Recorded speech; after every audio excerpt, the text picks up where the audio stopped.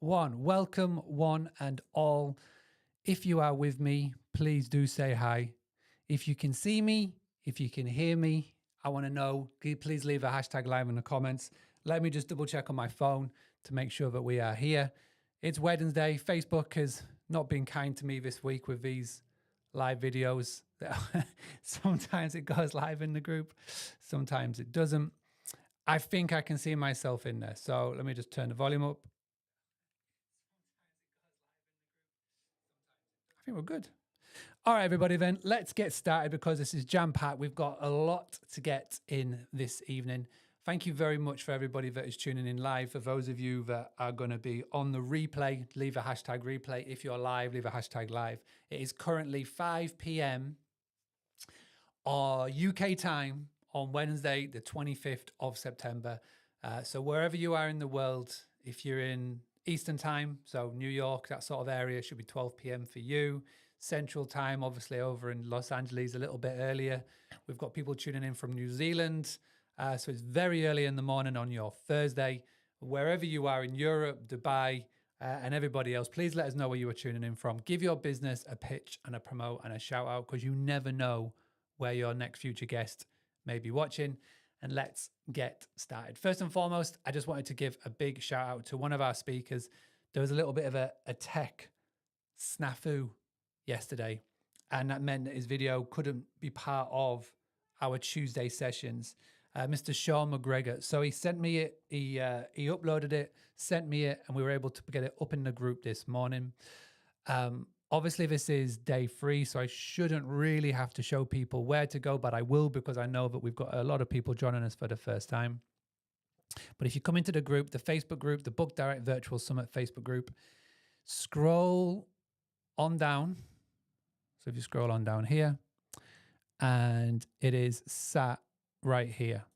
Let me just hit the refresh button so you'll be able to see it. Obviously, this is me now. Hello, hello, hello. And hello, everybody, which is great. If you scroll on down a little bit, you'll see Sean's video, which is in there. Now, let's get properly started. As you are jumping in, what I would love for you to do is give me a number between 1 and 10, okay, for spin the wheel. And I'm going to bring back the wheel today. After a couple of people have asked for it, we're bringing back the wheel. The wheel is here. So over on this corner, I'm going to bring it in, right? Give me a number between 1 and 10 in the comments. We're going to do that soon. But before we do today's, I've got to announce the winners of yesterday's. Now, I said there was 2 ways to enter. Number 1, we got the old AI bot up with us. And the AI bot picked out number 3. I've got a winner there. And also I said that I would get an AI chat to pick a winner if you just left a comment yesterday. We had 500 comments and the AI picked Zoe Gilden. Zoe Gilden, you won. And the comment that it picked was, I love Flower Seeds idea, which is love it. I love that one. So you win, Zoe. Can we all just please say well done, Zoe? Say tag Zoe in the chat. Let her know that you won. But you win 1-year membership to the Accommodation Professionals Network by iBooked Online, which is Bart Sobeys, which is one of our speakers today, which is fantastic. So you've won a year of that, which is fantastic. And the other winner is Terry Hoech, Hoech. Terry has won a chance to be in the next Hospitable Hosts book, which is fantastic. Jody Odlin, who is a speaker today, gave up that prize, which is great. I've shared all the contact details with Bart, and I've shared all the contact details with Jody, so they'll be reaching out independently. Now, bearing in mind, it is very early in the morning over in Australia, so give them a chance to have a coffee, and then they'll be in touch, which is great. So let me give you a little sneak peek of what the prizes are that I'm going to be announced tomorrow that you can win with this Spin the Wheel. So number 1, if you leave a comment between now and the next 3 hours, you could get a stand to win a chance. But also, we're going to do Spin the Wheel. So get your numbers in. I can see loads of people doing that, 1 to 10. Now, one of the winners is going to win a one-on-one session with Laura Muse, the fantastic Laura Muse who spoke yesterday. And that session hit home for a lot of people, which is great. And then the second prize is going to be very cool. It's going to be a ticket to the Hospitable Hosts Conference Summit, big event that's going to be in Colorado in April 2025. You're going to get a ticket totally free for that. It's worth a lot of money, and Jody is very kindly given away that prize. So you could win that, and it will be announced tomorrow, but all you need to do is leave a comment in the next 24 hours. Leave a comment, and we're going to do spin the wheel as well. So last chance to get your numbers in. Give me your lucky numbers between 1 and 10, 1 and 10, 1 and 10, 1 and 10. The rules are simple. If this wheel spins and if it lands on your lucky number, it doesn't mean that you automatically win. No, no, no. What it means that you need to do is you need to send me a message on Instagram at Boostly UK, Boostly UK. Say, hey, Mark, today I was lucky number, boom, whatever the number is, and make sure you put Wednesday. All right, let's do this, shall we? You've got your last chance to get those numbers in. Last chances, last chances, last chances. Here we go.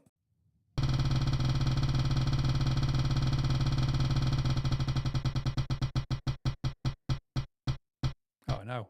Oh, no, it's, oh. Lucky number one. Lucky number one. If you did that, you know what you need to do. Send me a message over on the Instagram. And now, before we get going, let's just quickly have a look at who is speaking today. So we've got the fantastic Jacob Murphy. We've got Julie George, Bart Sobies, Jody Odlin, Matt Metros. We've got a boom special presentation. Kenny is joining me any minute now for a really cool session debunking the myth around Airbnb superhosts, which is a really cool session. I hope you're all looking forward to that. And also at 8:30 p.m. today, UK time. So in 3 hours and 24 minutes, Maddie from Mount, Jeff and Jen from Host GPO are going to be joining me for a Roast Your Listing Live special. We've got 2 listings that have volunteered themselves to be roasted, but the sort of the theme around it, it's going to be infotainment, but the theme around it is also to give advice so everybody can take it on board. Don't forget, tomorrow in the group is a Get It Done day. I'm going to be posting several times throughout the day. I may or may not open up a Zoom room so we can have an accountability Zoom room group. If you would like for me to do that Zoom room, just put hashtag Zoom room. If we get enough people, then I will do it a couple of times throughout the day. We'll see. Got a lot going on tomorrow, but I'm interested to see how tomorrow goes. But without more being said, let's get today cracking, shall we? Thank you, everybody that is joining me live. Thank you to everybody that's watched on the replay this week. Thank you to not only the speakers, but to the sponsors as well. We literally couldn't do it without you. And again, thank you to everybody who spoke yesterday. All of the sessions went down really well, and I'm excited to get going again today. So what I'm going to do, I'm going to come back here. I'm going to have a little 30-second countdown. I'm going to get Kenny Bedwell from STR Insights in with me, and we're going to do a special little session all about busting the Airbnb superhost myth. Now, if we're ready, leave me a hashtag ready in that chat, and we can get going. All right, everybody, see you in 30 seconds. This is a freestyle. I'm going off the dome. Ready for my close-up. Good looking. Let me tell you, get more bookings. Oh, that'd be nice. Giving me tips, tools, and advice. Yeah, you're gonna get them, hon. You're gonna sit back, listen to Mark Simpson. Whoa, having a blast. Gonna get it on the Boostly podcast. Boostly like Bruce Lee, cause it's so hard and the T is loose leaf. Making up those rhymes, don't write it, just do it loosely. If you want my respect, you better put direct. Here are the words in the podcast, that's what comes next.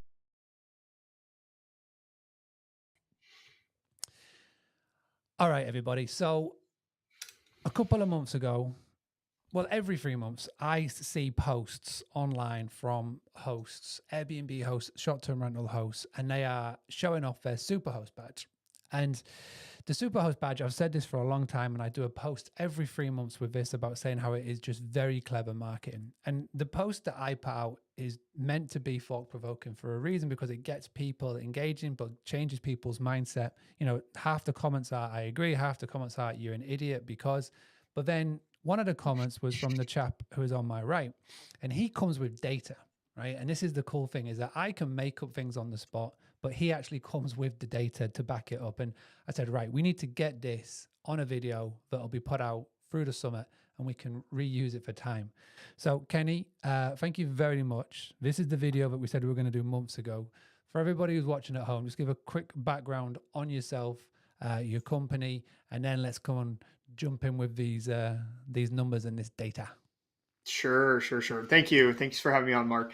So my name is Kenny Bedwell. I'm the CEO of STR Insights. We're a data and consulting company. We help people find profitable short-term rentals across the United States only. So no UK yet. Maybe one day. Maybe we'll wise up one day and do that. But I live in New York, and I'm also a short-term real estate investor. And that's kind of how I got involved into this data and helping people find deals. And so my goal is to help people find deals, but also educate them on the data behind it to maximize and cash flow with their properties. So fantastic. Okay, so you've obviously come at this from every aspect, and like for those of you that are tuning in overseas, unfortunately, it is the US, but who knows one day. But this data and this information that we're going to share is applicable and relevant to all. So first and foremost, where do you stand on the Superhost badge debate? Is it the be all and end all? Does it help boost rankings, or is it just a shiny badge that they want to get people to post online? Okay. So generally speaking, 56% of all hosts are super hosts. So I don't really know how that makes someone like super when it's like not even like more, it's like more than 1 every 2 people is a super host. But it is. But however, on the flip side, there is a positive correlation to a slight bump increase in revenue for Superhost because it's a filter in Airbnb. So anything that's a filter in Airbnb, there's usually a correlation to increased revenue because people filter out properties that don't have that. So for people who have amazing properties but don't meet the criteria of Superhost, get dinged a little bit. And so it for me, I mean, is it the end all be all? No, not at all. And I want to talk about guest favorites because that's a new one too. And I think that's actually a little more, it's interesting, the new data we pulled from that. But end all be all, no, but it is important if you're going to live and die by Airbnb. So 56%, do we know, I know they said roughly there's about 7 million active listings. Do we know how many hosts roughly that they're thereabouts on Airbnb? Yeah, so there's about 4 million like true active listings. Maybe there's like 7 million like total. They don't really so it's funny. Airbnb, I don't know if you call it lying or whatever, but like if you create a listing and then you like close it down and like start another listing, which you can on the same property, they count that as 1-2 listings, and they kind of database those. So it's 7 million like total listings over a period of time, but I mean, it could be same properties or properties that have been pulled out of service already many years ago. So that's something to keep in mind. But so you have about 4 million are actually active, properties that people are, whether it's part-time or full-time. Wow. So. And going back to Superhost, what is the criteria at the present moment in time to qualify as a Superhost, as like Superhost in inverted commas? What is that criteria, if we know? Yeah, if we know that. I'm going to get quoted on this one. So as far as I can recall, you had to have, I think you had to have at least 10 nights booked in a single quarter. Remember, it's quarterly, they come out. Or you had 5 reviews or something like that, like 5 individual stays. So 5 individual stays, and you have to have a rating of a 4.7 or higher. Okie dokie. And that qualifies you for that. Correct. And we've got hosts that have got 1 property on Airbnb under 1 account, and we've got some that's got plentiful. Now, from all the data that you're looking at, and obviously the people that you help and you work with, and there's lots of people that are out there. Does it benefit, let's just say me, I've got 1 account, I've got 1 Airbnb listing, but then I go and set up a second account, say I somehow managed to do that, and I then put another couple of listings on there. Is that more beneficial, or is Airbnb now trying to skew it to where you should only have 1 account and have all your listings on that said one account? Like how is Airbnb, how are people like sort of playing it to keep that ranking and rating high? Yeah, so they definitely want you to keep it in the same account.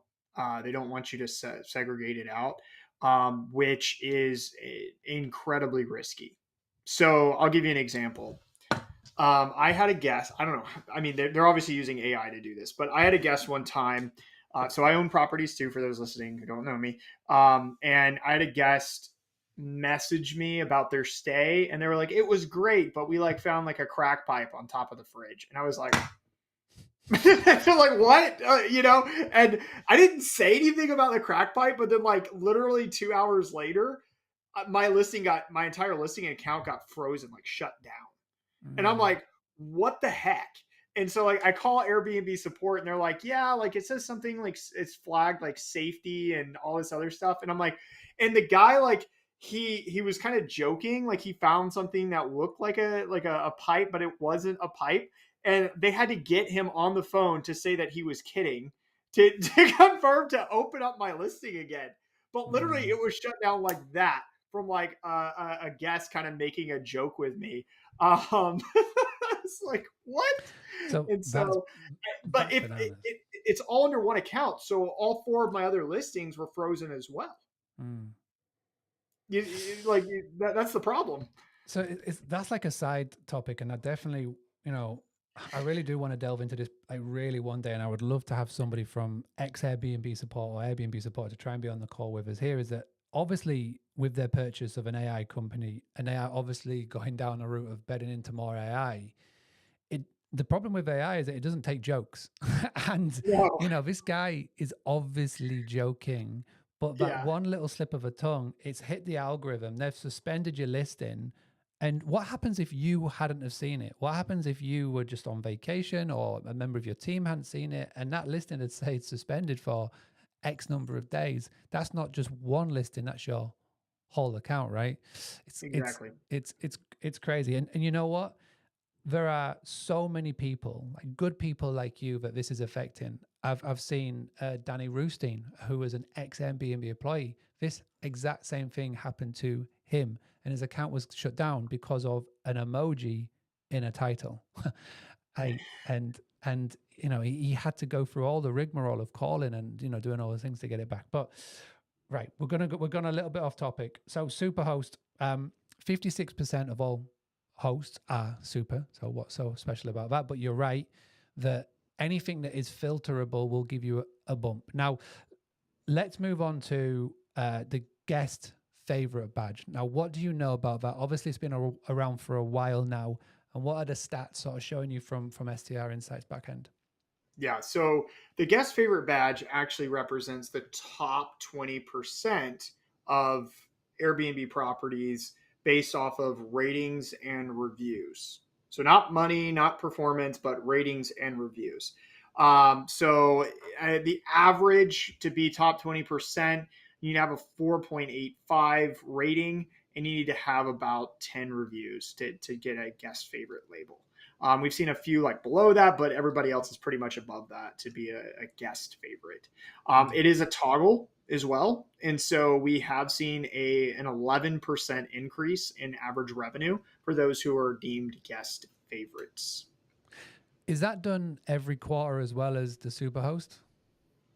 Nope, it's updated systematically. So it's just literally top 20% rolling as time goes on. So they don't say, it doesn't say, oh, your top 20% just says guest favorite, but we did the math and we realized that all the ones that were guest favorite, it was represent 20% of all listings.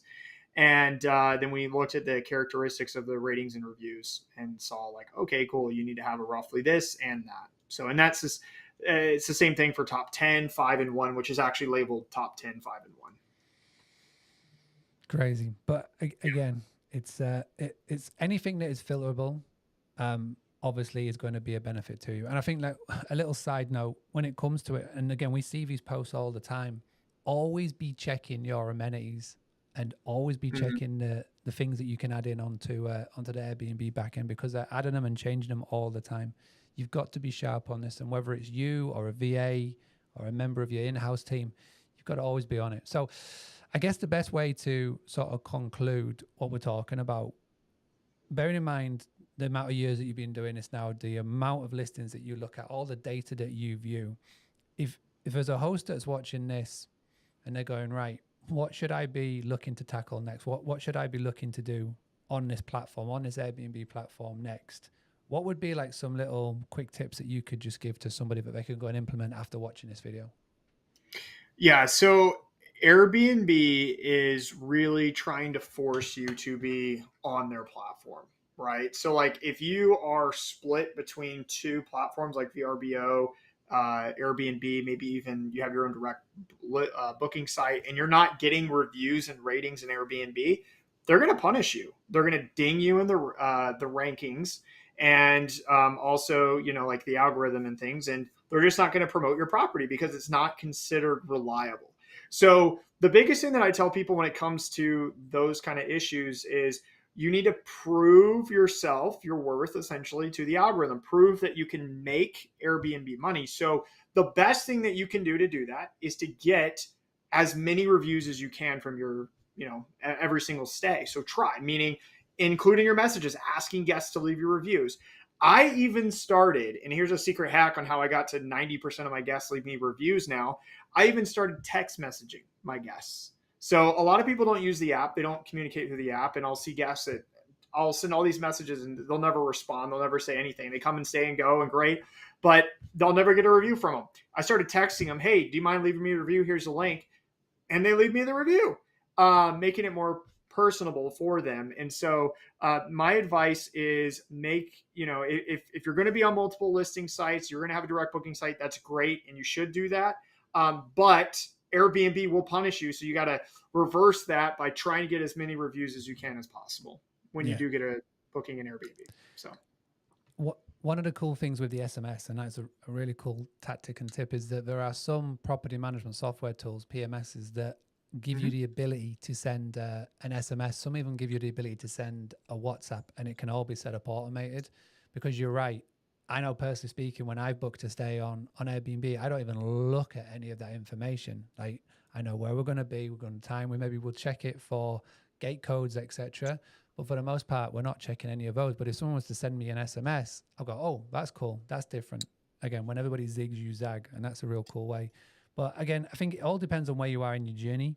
If you're literally watching this right now, one property just on Airbnb, just focus on getting really good on that platform. And then as you grow and you expand in your career, then obviously you're going to branch out, get, you know, direct bookings into your world, multiple platforms, start to get the solid foundation in place. But, you know, we always say, and we say it a lot here, is, you know, you can't just bet on one thing. You can't just bet on one product like Airbnb. You can't just bet on direct. You got to have multiple revenue streams coming in, and as you're getting going, you got to do where people are going to start off with. But by watching this summit, by hopefully tuning into more videos and checking out the quality content that Kenny puts out, you're at the start of that journey where you can start to get more bookings coming in from different platforms. But really interesting. Any other interesting stats that you've seen with Airbnb over the last year, seeing it coming to the end of 2024 at the point of recording? Is there anything else that you have noticed, not just this guest favorite badges?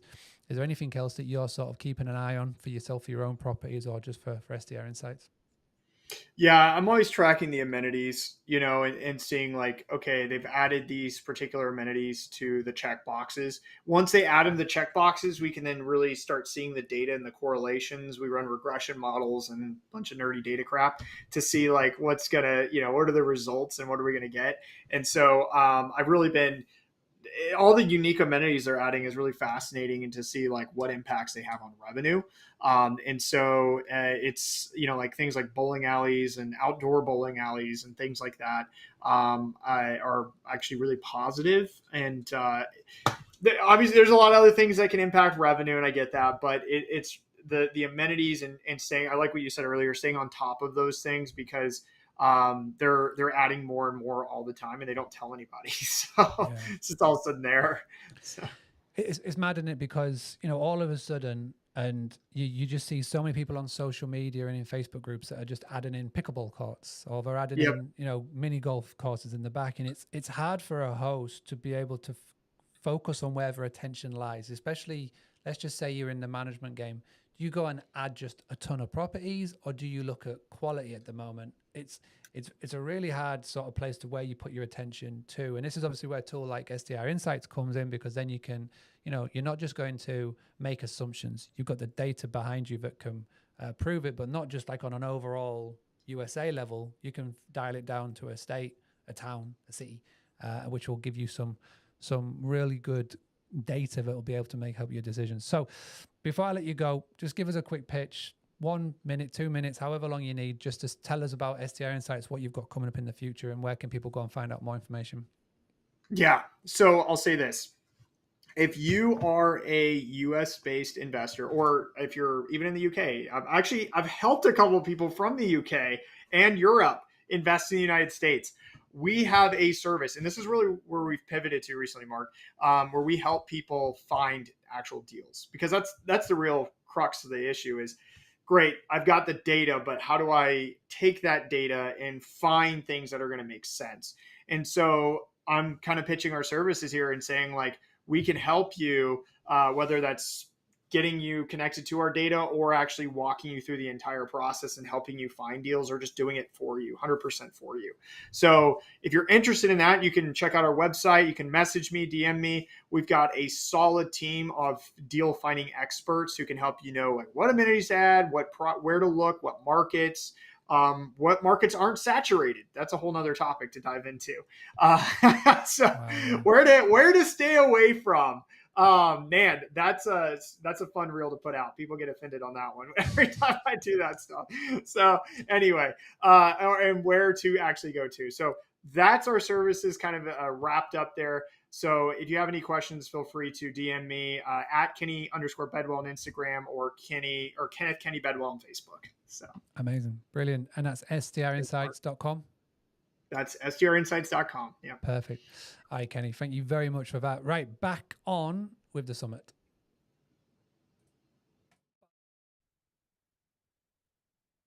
G'day from down under. Julie George here, and coming to you from Brisbane in Australia. Mark, thanks for having me on, and thanks for letting me talk about something that I guess some of us may not have considered in the short-term rental game. We all know how exciting and what a cash cow this business can be, and just how it can change our lives, get us out of our day jobs. But how many of you have thought even further ahead about selling your business? So today I want to walk you through what I call the ultimate payday, and I'm going to share my screen and take you through a little presentation that I put together on my story of selling my business, my short-term rental business, but just how you might be able to start considering that option as well.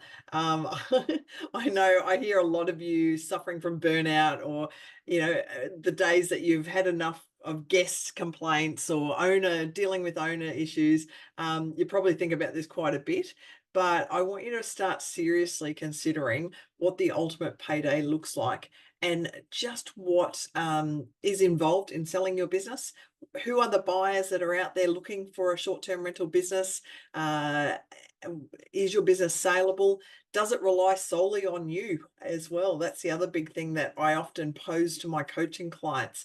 And I ask them, have you created a job for yourself with your short-term rental business, or have you created a fully functioning independent business that you could hand the keys over to somebody else? So let's jump in. Look, I wanted to start with my own story. For those of you who are not familiar with me, very briefly, 2016, I started my own short-term rental property management business. It is no secret that I am in love with Airbnb. Mark and I often butt heads on this, but I just discovered a business where I could turn an Airbnb property management into an absolute cash cow. 2016 started with my own property. Then very quickly realized that a lot of other property investors are looking for something similar. They were looking to get more money out of their properties. They were looking to, they were curious about short-term rentals, but perhaps they didn't have the time or the know-how to do it themselves. So I put together a business called Host My Home, and it was a short-term rental property management business charging 25% commission, taking another person's fully furnished home, listing it on short-term rental sites and charging a commission. Now, within a few years, within 3 years, I had 130 properties. We had turned over $8 million Australian in that time. And these two good-looking roosters came along knocking on my door, wanting to buy my business. Now, my initial reaction was, no way, don't touch my baby. I've put all this effort into building my short-term rental property management business. You can't have it. And that was my initial reaction. I went home and had a really good, long, hard think about this opportunity. At that stage, my book, conveniently placed behind me here with prime position, $1 Million Host, had gone bestseller around the world. And this was 2019. I was getting opportunities to speak in the educational space, much what I'm doing with you now, travel all over the world, get into Brian Chesky's office, and no, Mark, he doesn't have a dartboard with your face on it. But I was able to travel and I was able to educate others. And I was finding that that's where my real passion lie. The days of dealing with guests, dealing with homeowners, I don't know, I was kind of over it, to be honest. And I just was looking for something more. Yes, I had built up a successful business. Yes, I had a general manager running it, so I only had to be there 10 hours a week.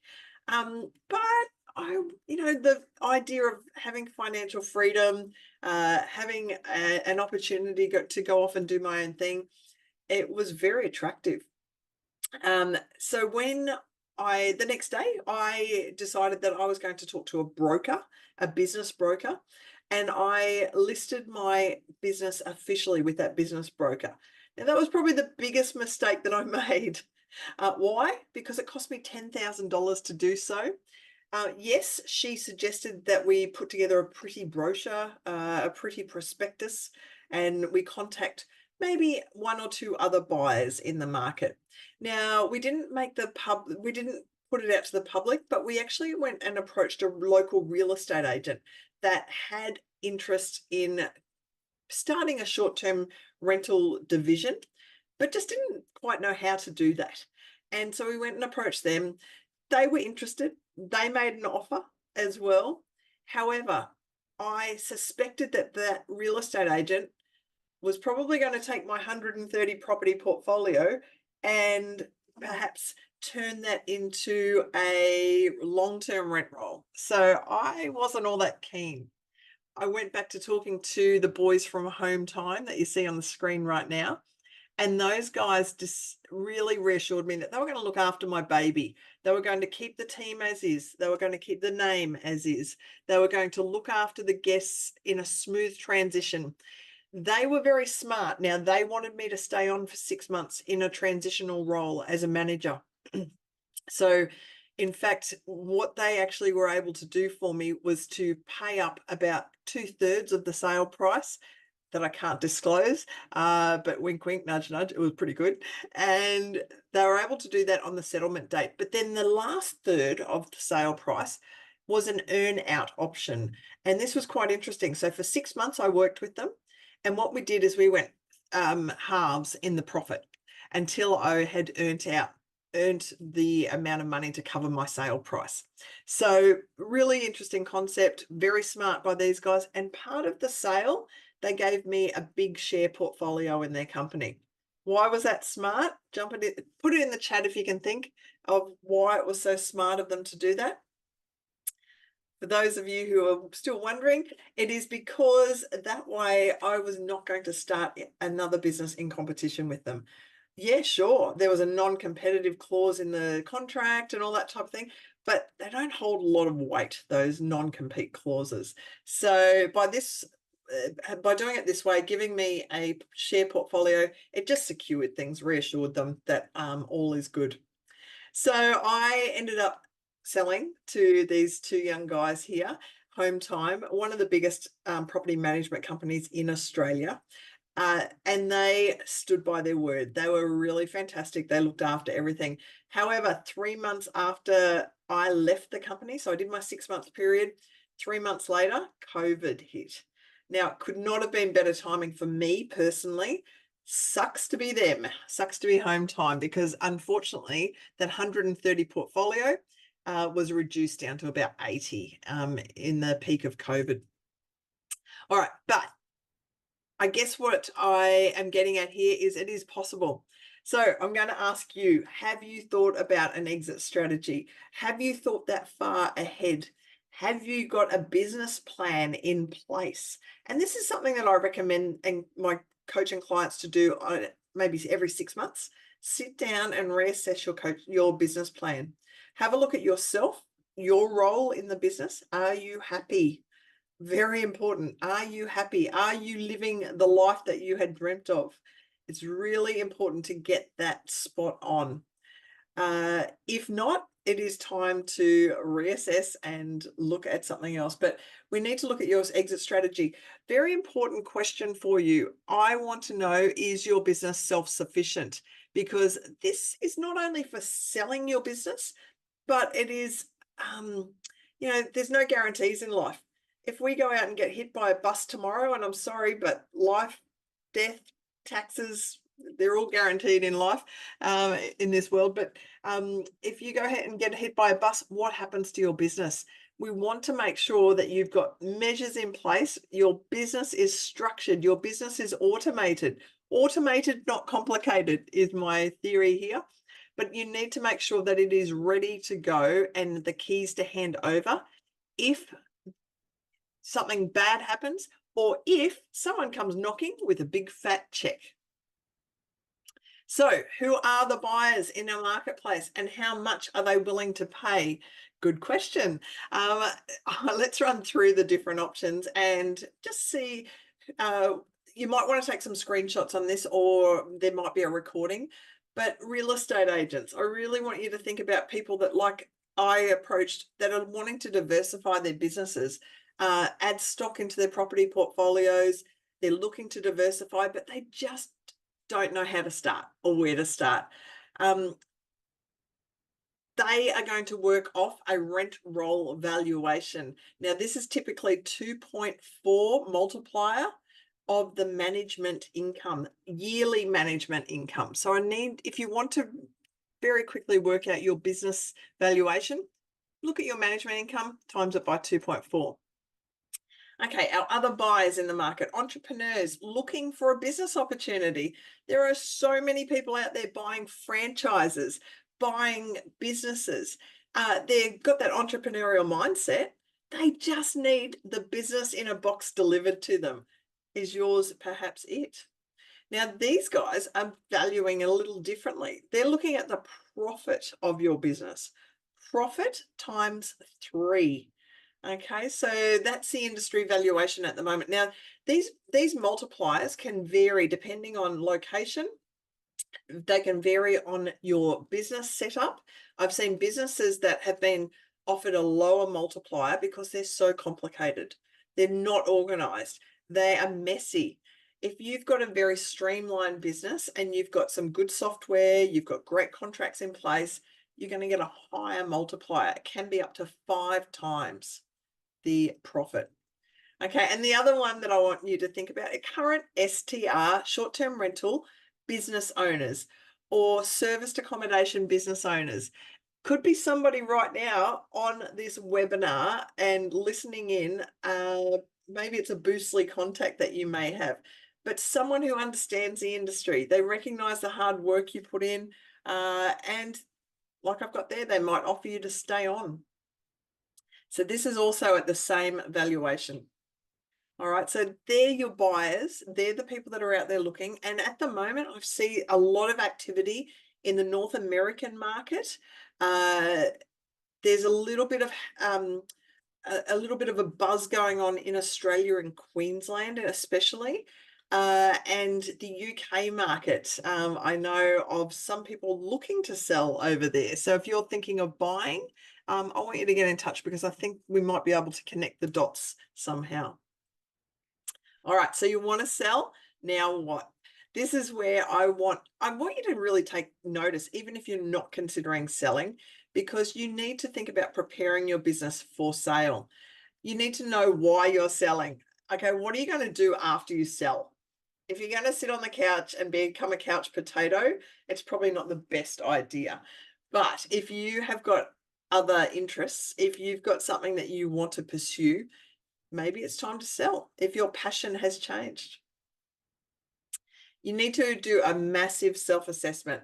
You need to look at your income, your expenses, your what you've got in debt, what profit you've got. You want to tighten up your profit margins. Yes, our businesses are very good businesses for running our personal expenses through. And yes, my accountant would probably shake his head when he has a look at my books and sees that all the groceries are down as amenities for properties, or basically wine were gifts, client gifts. There was all sorts of stuff going on in my business, but yes, I'm not quite the angel that you all think I am. Yeah, right. But tighten it up so you've got some good profit margins on the books. Assess your timing. Is it the right time now, or should you wait? I think the best thing to do, though, however, is get started now so you are ready. But my one regret is that I sold to the Home Time boys. July 1st was the handover.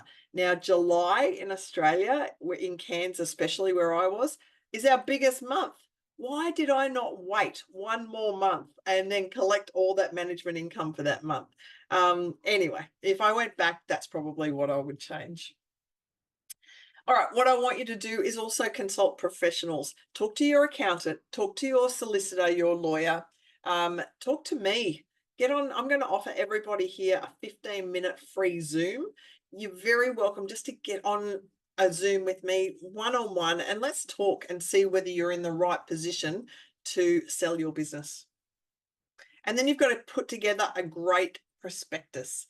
You've got to get this in front of a potential buyer. So think about putting together just a great brochure, a real estate, when you're buying real estate, something that's going to outline what it is that you're selling, why you're selling, and what value it offers somebody else. So what are buyers looking for? What should we be putting together for these buyers? I want you, firstly, before you even consider giving any information away, to have a good non-disclosure form. Now, if you haven't got one of these, you need one. I've got a great template, so let me know and I can always get one across to you. But get the potential buyers to sign that non-disclosure so that if they're going to see your company secrets, they're not going to share it with everybody. Okay, so we want to know why they would want to buy your business. Now, there's a lot of information on these next two slides, folks, so I'm going to jump through it pretty quickly. But once again, take a screenshot, or we'll rewind this when you're watching the recordings. They're going to want to know all of these things. So what business model do you operate under? Now, here's the thing. If you're doing arbitrage, leasing, subleasing, serviced accommodation, property management, these are all sellable businesses. I promise you, if you've got contracts in place, whether it be a lease agreement, whether it be, and I just sold a business that was on a lease agreement. I was leasing a property and subleasing it on short-term rental sites. I furnished that property. I sold that as a going concern, a business in its own right. So whatever you've got set up, get on that Zoom with me so we can talk about how you can make that a sellable business. Have you got the right contracts in place as well? Locations of properties. How many properties have you got in the portfolio?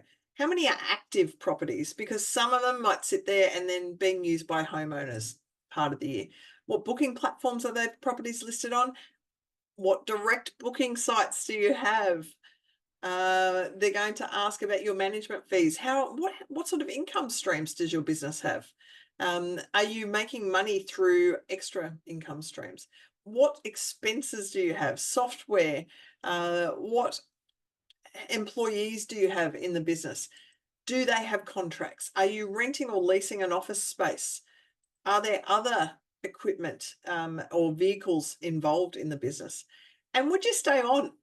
There's a big question for you, because you will get asked, will you stay on to help? Are you ready to sell now? How quickly do you want it to occur? And what sort of sale figure do you have in mind? Because those valuations I gave to you before, they're just a guide. Unless it's in black and white, it's not a done deal. But you need to know what you're willing to give up your business for. So this is just a quick look at my prospectus that I had. It looked like a glossy magazine.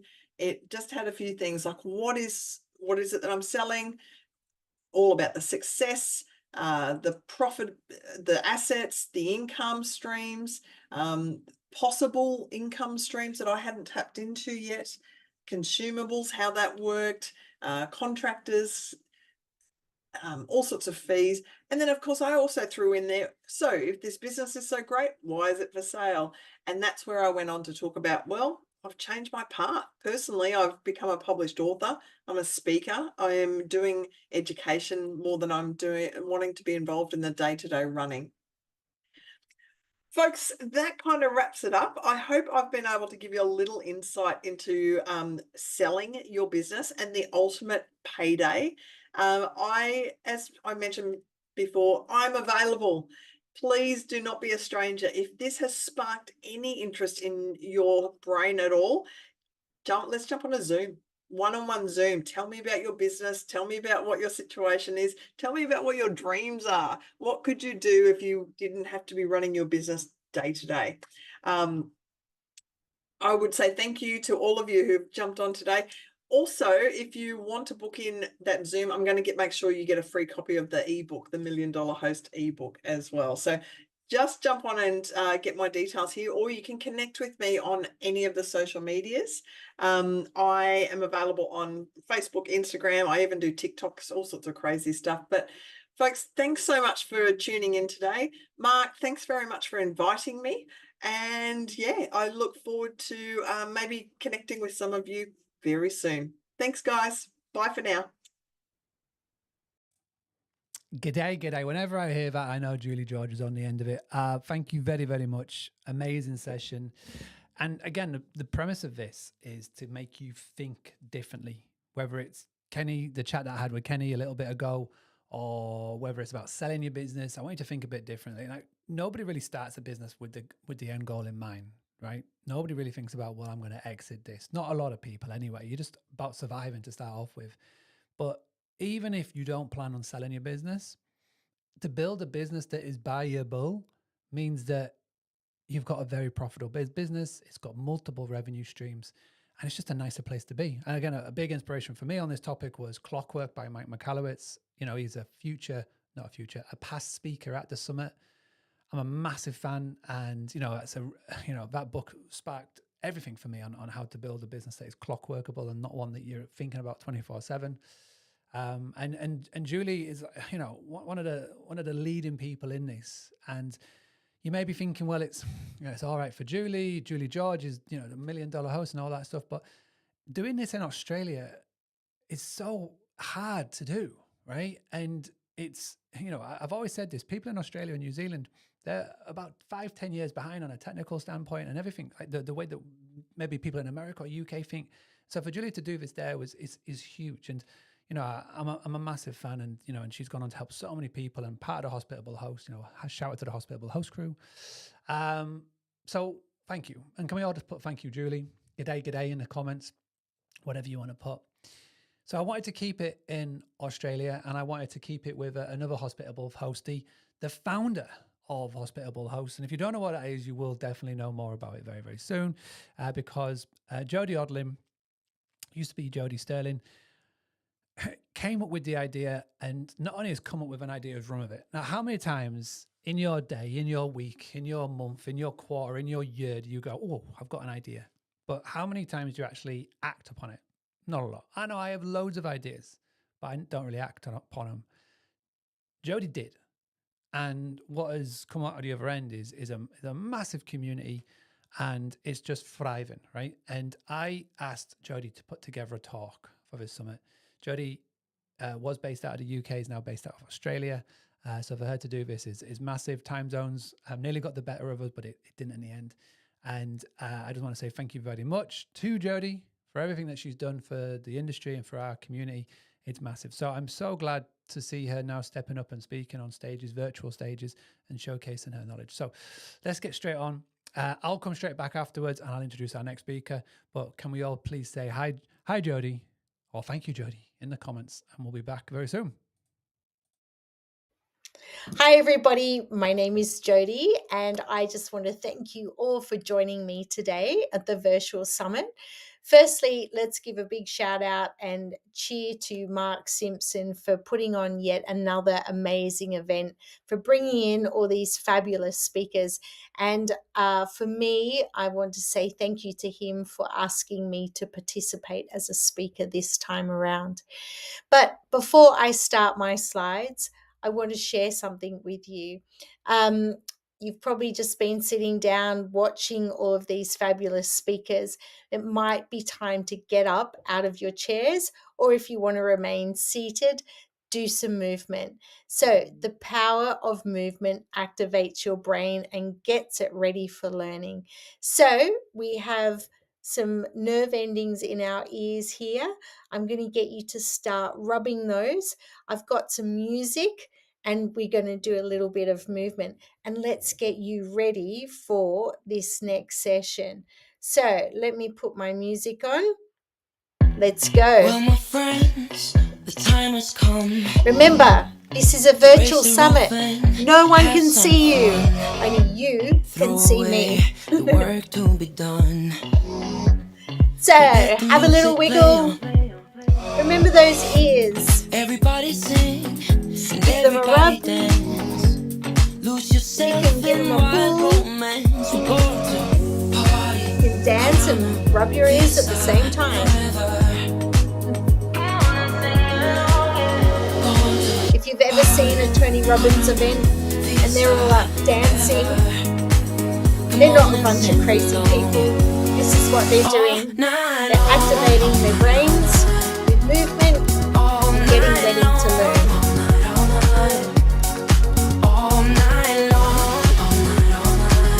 Are you standing or are you sitting?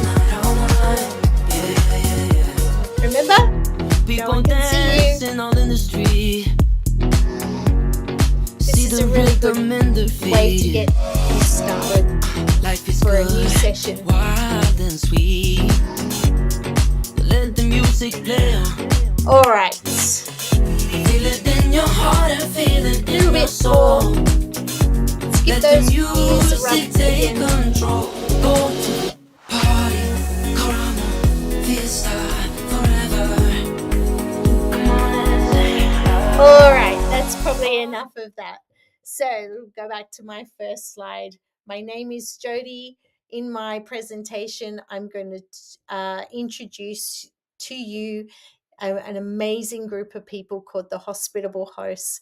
We're all authors of a book, and I'm going to share some key takeaways from the Hospitable Hosts and talk to you about the importance of hospitality in the short-term rental industry. So firstly, I'm a host just like you. I'm the founder of a hospitality business in the Cotswolds, a really beautiful area of the UK. I have a collection of properties ranging from 500-year-old stone cottages to grade 2 listed buildings with apartments in there. They are in a village town called Tetbury, and it's a super special place because King Charles actually lives there. When you think of cute and quintessential cottages, that's what we have in Tetbury. It's like Disneyland. Everything's pristine and really, really beautiful. So I've been hosting for 8 years now. And you could say I got into hosting by accident. We moved to the UK as a family, and we rented a property in Tetbury. And on the land, it had a separate little cottage. And we just wondering what we were going to do with this cottage. You know, do we store our bikes? Do we just keep it there for when family and friends visit? And then I got thinking, let's try this Airbnb thing. Well, 8 years later, I have 14 properties, 2 of which I manage for other owners, and I employ 6 staff. So I used to live in Tetbury, but now I am a remote host managing my staff, my guests, and my properties from Sydney, Australia. Yes, there are some challenges in being a remote host, but the biggest one for me is definitely the time zones. So I started my career in hospitality a long, long time ago when I went to hospitality management school here in Sydney. And I decided that this was the career path that I wanted to take. I loved dealing with people and I loved everything that the hospitality sector had to offer for me. I worked in 5-star hotels around the world in front office, management, training, and opening up new properties. The stories I could tell you of what goes on in these establishments would amaze you. Like, you've got some crazy stories as a host, I'm sure, but there's just more guests and more staff in these properties. And maybe one day I'll write a book about it. But you know what? I wrote a book for the short-term rental industry, and that book is called Hospitable Hosts. So during lockdown, I started connecting with other hosts just like you through Facebook groups, and I joined the Boostly community back then. I soon learned that there were people around the world out there just like me. I didn't even know really this industry was as big as it was. And the people in it had some really interesting stories on how they got to be in the world of short-term rentals. So I started connecting with these people and listening to their stories, and I came up with the idea to gather the stories in a book, and I created what's called a multi-authored book. My vision for the book was for these people who are now hosts to come in and share their journey of how they got into the world of hosting, and to share some tips and ideas to educate other hosts on what they do. These are hosts from all around the world, and we all share the same issues, we share the same joys, and we share the same passions. The first book was launched within a year, and 18 months later, we now have 3 books that have been launched on Amazon, creating #1 best-selling books. So that in turn created 146 #1 best-selling authors. During that time, I also started my own publishing company. Yes, I helped Mark publish his Book Direct Blueprint book, which you should all have a copy. It's a brilliant book. Dave Goodfellow, who's also a member of this community, we published together Airbnb Simplified, and I've also published a number of other books that are outside of the short-term rental space, including the book that the little girl is holding at the top of the slide there. That is 12-year-old Carson Todd, who created a Give Back journal for children. It was a very special day when 12-year-old Carson became a published author. So what started as a book project has now become a global movement of professional hosts. I want to introduce you to a few of my friends, all now best-selling authors from around the world. We've been on a wild journey together, and I just want to share some of their stories. Hello, I'm Mark Hodge, and I'm a hospitable host. Hi, my name is Mark Simpson, and this is Rosie. I'm Tracy Northcott. My name is Noble. My name is Syed. Hi, I'm Merritt. My name is Sasha Herman. My name is Omar Covarrubias. Hi, I'm Sarah. Hi, I'm DJ Fernelli. Hi, my name is Jody and I'm a hospitable host. How did you become part of this hospitable host? We were focusing on real, genuine guest experience. It's really nice. That's what people want. My name is Dr. Rachel Gainsborough. My name is Patrick. I'm Helen. Hi, I'm Pam Holt.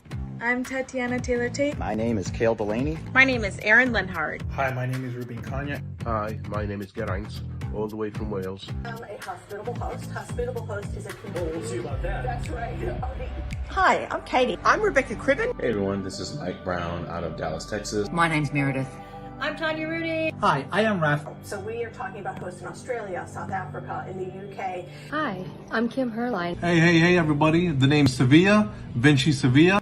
Hello, my name's Katrina Pape, but my friends call me Kat. Hi, I'm Emil Sakel. Hi, I'm Louise. Hi, I'm Fuad. Hi, I'm Chris. I'm Emmanuel Pani. I'm Karen. Hospitable host community of experts, professionals who really care about what they're doing and are willing to share their knowledge with me. That has been such a huge advantage. My name is Daryl Medico, founder of Stay Space. I'm Rose. My name is Tristan Patrica. My name is Valerie Malone. My name is Mike Bafuto. Hello, I'm Fiona. Hey, I'm Maria Reed. I'm Stephanie Reed. Hello everyone, I'm Melanie Krill. I'm Christiane. Made many new contact associates from UK, Europe and the rest of the world. Being part of Hospitable Hosts really has changed my life for the good. Hi, my name is Jenny. My name is Will Moncrief. My name is Maddie Smith. My name is Toby Dore. Hi, I'm Kim Menepace. And I'm Dave Menepace. My name is Chris Cooper. I cannot believe I still pinch myself that I am in such a unique group of wonderful hosts from all over the world. Jody means the most to me, so much to me.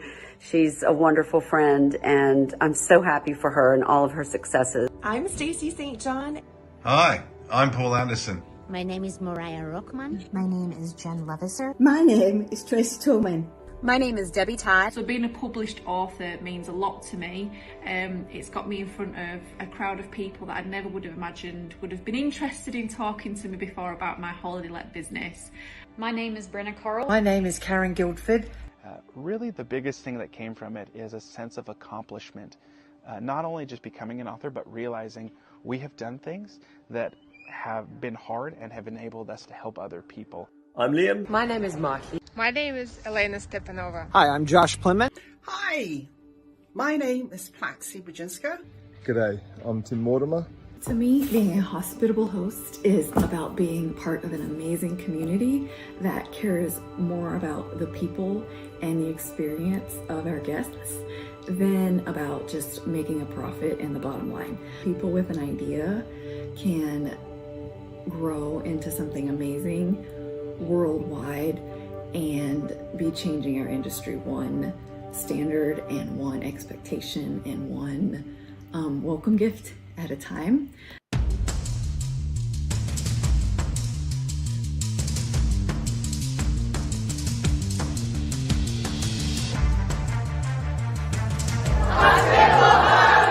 For those of you who've been wondering who these people are with these yellow circles around their faces, that shows that we are all hospitable hosts. So now you know. And that includes this guy here. Mark was actually the first person I spoke to about the book project, and he was the first cheerleader as well. So I have to give Mark another massive thank you for helping me and introducing me to a lot of amazing hosts from around the world who came into the book project and have shared their vision and passion all about their short-term rental business. So today we're going to have a look at what all of these hospitable hosts have in common. After interviewing hundreds of hosts for these books, yes, hundreds, there was only 40 places in each book, and we squeezed a few more in. It was clear to me that they all shared a similar passion, and that was for hospitality. Having great hospitality skills is just a must for the short-term rental industry. For those who want to be successful. all extremely successful and facing the same issues.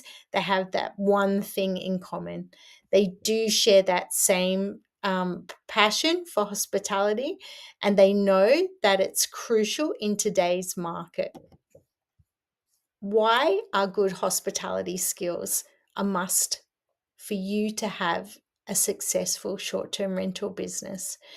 Well, whether you're just started out in hospitality or you're a seasoned host, hospitality is just the number one thing that I believe, and many of these other hospitable hosts believe, is super important for a successful business.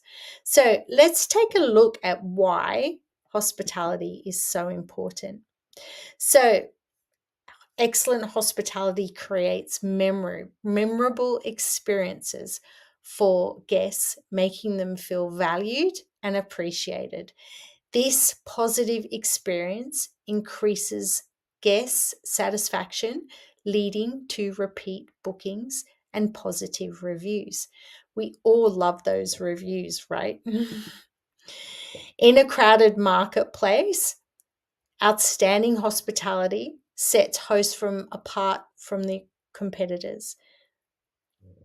Guests are more likely to choose properties where they feel welcomed and cared for, even if they are priced slightly higher than their alternatives. Hospitality directly impacts a host's brand reputation. Guests who receive exceptional service are more likely to recommend the host to others, leading to word-of-mouth referrals and positive online reviews. Again, we love those reviews. A strong reputation attracts more guests and builds trust in the host's brand. Happy guests are willing to spend more money on additional amenities and are more likely to return for future stays. Therefore, excellent hospitality contributes to increased revenue through higher occupancy rates, upselling opportunities, and repeat business. After reading all the stories in each volume, yes, I've read them all, there are some major takeaways that I would like to share with you. One of the biggest lessons from the hospitable host stories is the power of personalization that these hosts share with their guests. In hospitality, it's the small things that matter most, the personal touches that help create connection with your guests and make them feel valued. I want to share a quick story from one of our contributors, a host from the US. They noticed that their guests were coming to celebrate a special birthday. Without being asked, they arranged a small bottle of champagne and a handwritten note to welcome the guests when they arrived. Not only did this simple gesture earn them a glowing 5-star review, but it also led to repeat bookings, not just from them, but from their friends and their family. And to top it off, that same couple went to that property and had their wedding. What a success. So maybe what you could do before your guests arrive is just take a few moments to review their booking. Go back and read what they've sent to you. They may have made their booking a year ago, and so you need to come in and take a look at why they're coming to stay at your property. Are they celebrating a birthday or an anniversary? Are they bringing children or do they have pets? Maybe there's something that you could leave in your property to just give them that special welcoming touch. A dog biscuit for those who are bringing their dog. Some games and toys that are appropriate for the children that are coming with their parents. Why not give them a call before they come and get to know them? If you don't have time to do this, maybe you can consider automated messaging or AI. You can always program that to ask those questions. A quick questionnaire sent before they arrive can also help you to find out why your guests are coming to your property. What's one of the ways that you've personalized your experience for your guests? I'd really love you to pop a post into the Facebook group of this virtual summit and share some of your tips and ideas of how you personalize your guests' experience. Another key takeaway from the book and the stories is communication. Communication is the backbone of any successful hosting experience, whether it's setting expectations, answering questions, or simply checking in. How you can communicate to your guests can either make or break your guest stay. The Hospitable Host series highlights several examples of effective communication that can prevent misunderstandings and even turn potential problems into positive experiences.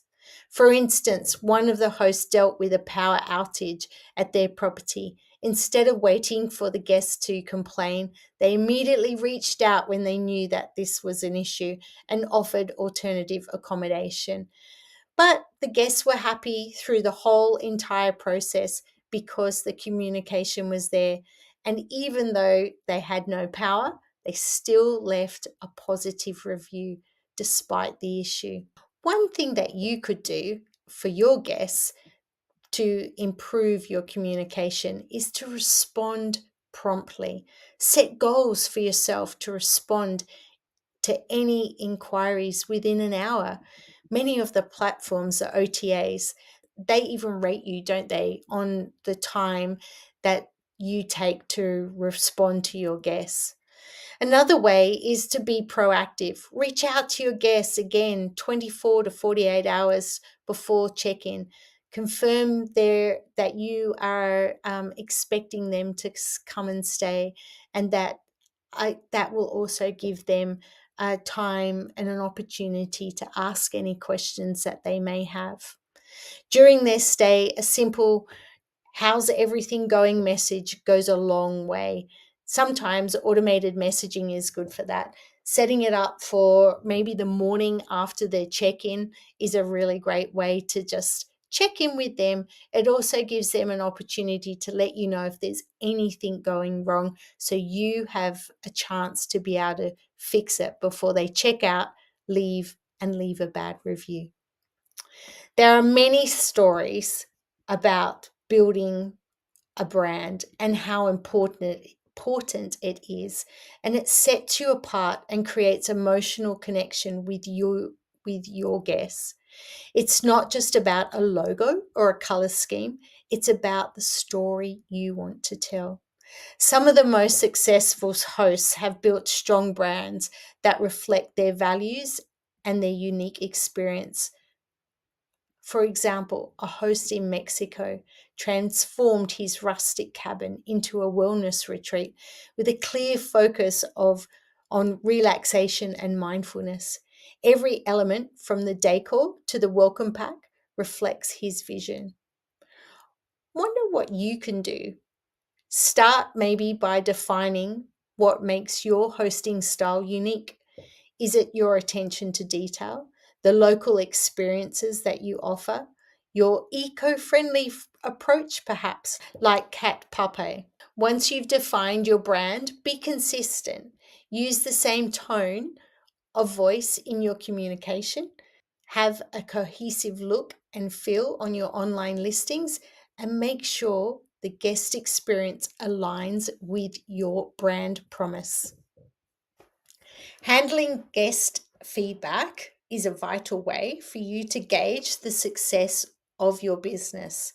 Managing your guest feedback before they check out can be a super idea. Let me tell you about Rose. Many of you know Rose. She has a business in Ohio, and one of her tips that she shares in the book of Hospitable Hosts is that she leaves a guest feedback card in all of her properties. This gives the guests an opportunity to let her know if they had any issues. It also allows the guest time to voice any grievances that they have. And that means that they're less likely to write a negative review online. How do you handle your guest feedback? I'd love it if you could pop a comment in the chat below or in the Facebook group of the virtual summit. Let's share some of your knowledge with all of the other hosts.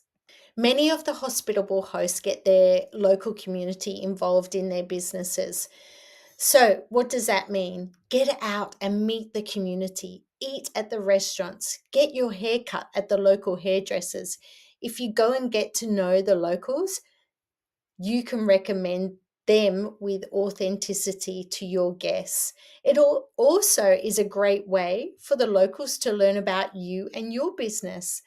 They may need a place for visitors to stay, or if they have any customers who are looking for a place to stay, they can recommend you. It's a win-win for everybody, really.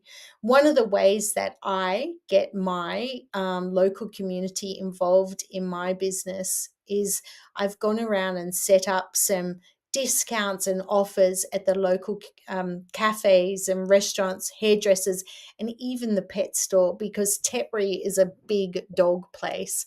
So dog-friendly place, I should say. So one of the ideas I did was with the local butcher. I asked him if he would put together some breakfast packs for a Sunday morning, because Sunday is a big day in Tetbury for my guests. So I have about 60 guests that come through that butcher's on a Sunday morning and pick up their breakfast pack. Now, I don't make any money from that. It's just simply a way that I can get my community involved in my business. And the butcher loves it. He absolutely loves it. And so do the guests. A major takeaway from reading these chapters in Hospitable Hosts is that many of these hosts, if not all of them, continue their education in the short-term rental industry. As you are all now taking part in educating yourselves through the virtual summit, there's so many other ways that you can do it, whether it's attending an in-person conference, listening to a podcast, reading a book. Pick up the Hospitable Host book. You can educate yourself so you understand what you can do to become a better host and also a better business person. So attending the conference for me is a wonderful thing. That's where I started approaching people on at a conference in London about sharing their story in the book. I met Mark for the first time, and I was literally walking up to people and saying, "Hi, I'm Jodie. Would you like to be in a book?" And sharing my vision with them. And a lot of people from that conference are actually in volume 1. So anyway, back to my slide. Education is massive in our industry. It's changing all the time. There's new vendors bringing out new products to enhance your hosting experience.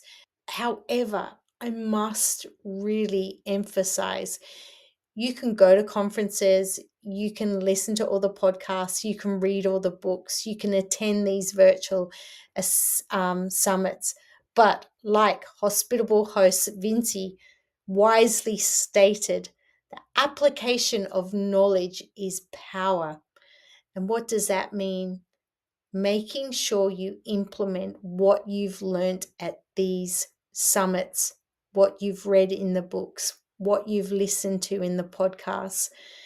That is the key. You must keep consuming information, but it won't lead to growth until you take action. Finally, one of the most important lessons that you'll learn from reading the stories in Hospitable Hosts is adopting a positive mindset is super important.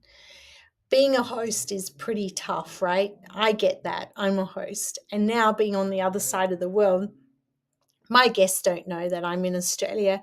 So sometimes I get woken up at 3 a.m., especially on a Friday when everybody's checking in.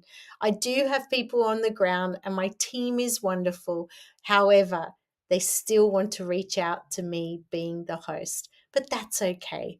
But having a good mindset helps me get through that. So I know that when my guests are checking in on a Friday, I stay up for an extra few hours. So be it. It doesn't matter.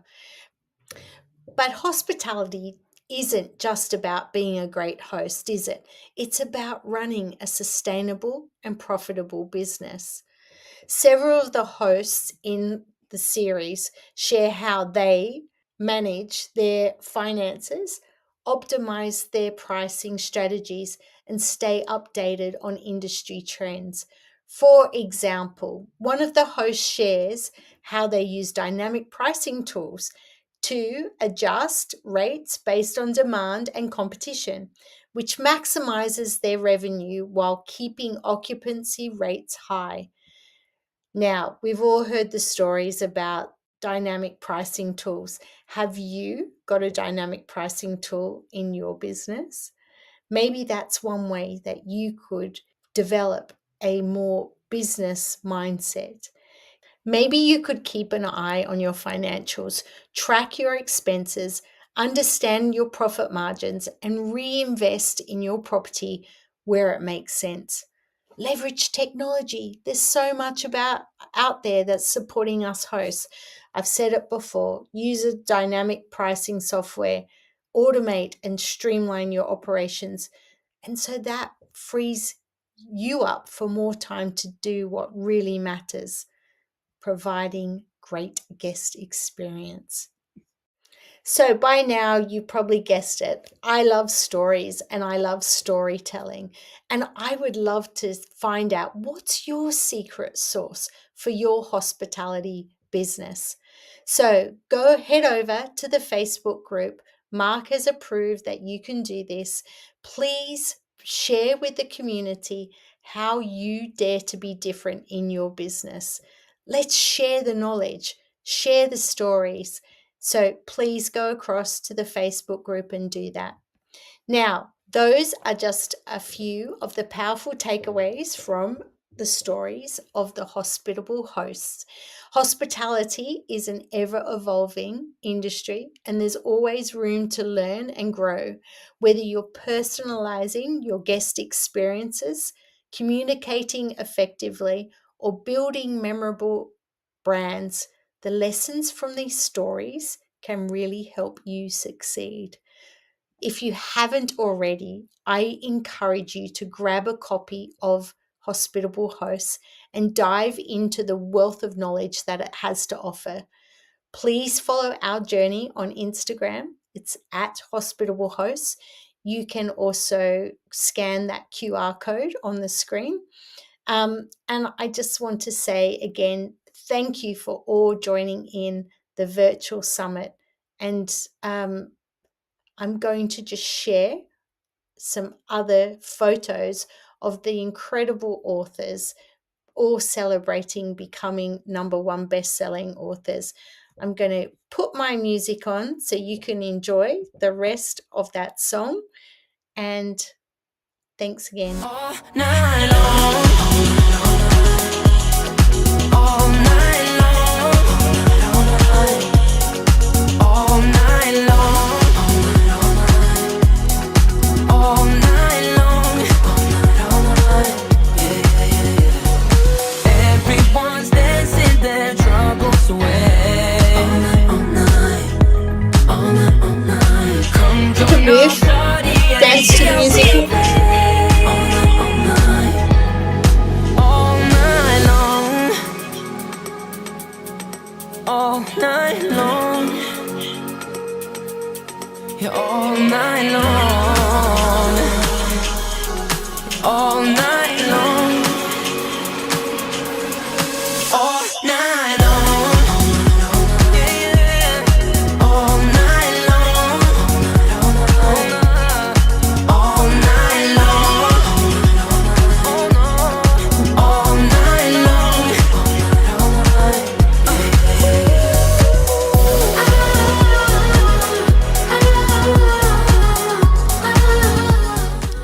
That's it from me, everybody. Happy hosting. You know, you don't really realize an impact something has had until you're looking at something like that at the end with the photo montage, and you know, seeing the party, seeing the people, seeing the faces behind the chapters, behind the words. And if you haven't checked any of the books out, please do. There's loads out there, and I'm very proud to be a part of not one but the three of the Hospitable Host book. And you know, it's cool to see so many faces. If you saw yourself in there and you are a Hospitable Host, tag in the comments and just put Hospitable Host. And it's crazy how this has just stemmed from Jody telling me about this in 2021 to now being as big as it is. Right, we're going to keep it down under. This next chap is a gentleman called Bart, and you may have tuned into his podcast, his YouTube channel. You may have heard of him, you may not, but you will definitely know more about him by afterwards. He is somebody that we work very aligned in what we do. We talk about websites, we talk about branding, we talk about all those cool things. And Bart has gone on and he's putting on conferences and events in Australia and New Zealand. And, you know, he's really becoming a voice, and it's cool to see. And, you know, I've asked if he wanted to do this loads of times, and he's finally got the time aside to be able to do it. And I really want for you to pay attention to what he's talking about here. Go and check out his podcast and his YouTube channel, because he does interview some really cool people from around the world of hospitality. He recently had Expedia and Verbo on, which is really cool.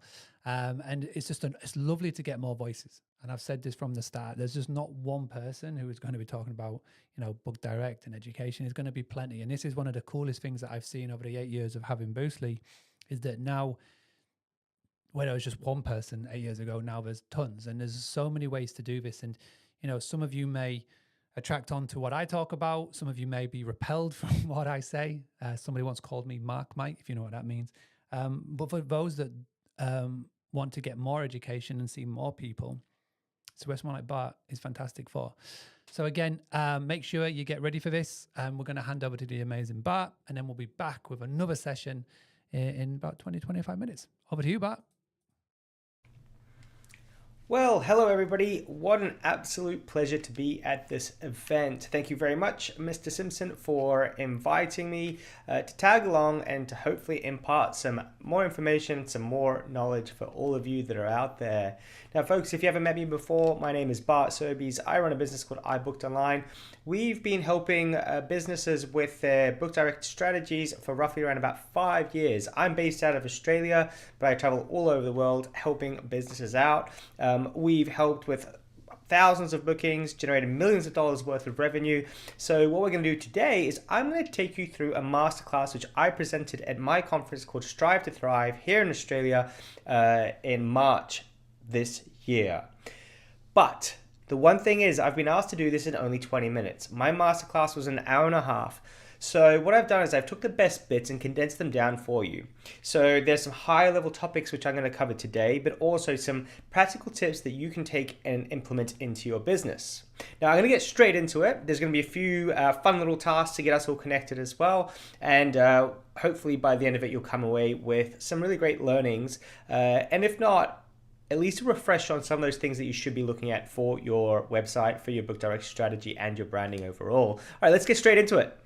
So I want to start us off by telling you a little bit of a story about how I got here, how I got into this journey of direct bookings and websites and technology. I actually started my journey when I was roughly about 15 years old. We were building websites at the kind of the very start of the internet, where everything was super, lots of GIFs, lots of little flashing elements on there. Then I got myself a job at this company called Zwift. At Zwift, we were building websites for restaurants. This was me, this was my brand, this is how I presented myself, because I thought I would stand out, that I was kind of cool, had this really spiky hair. The interesting thing with this story is that when I started my journey, we were calling up restaurants, convincing them that online ordering was going to be crucial to their business.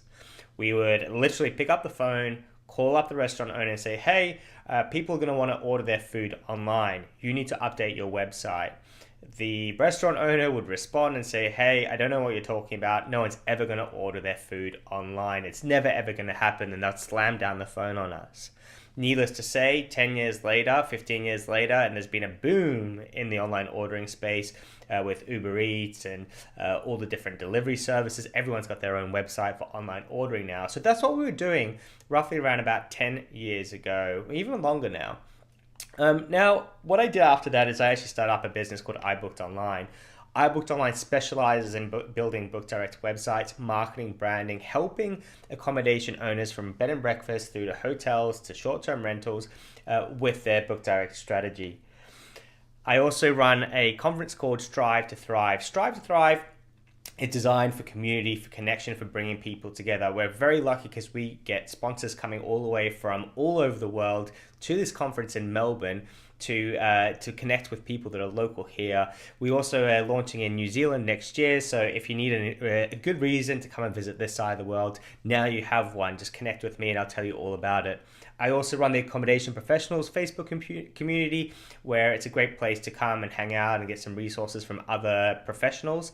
And then the Accommodation Professionals Network, where we do training.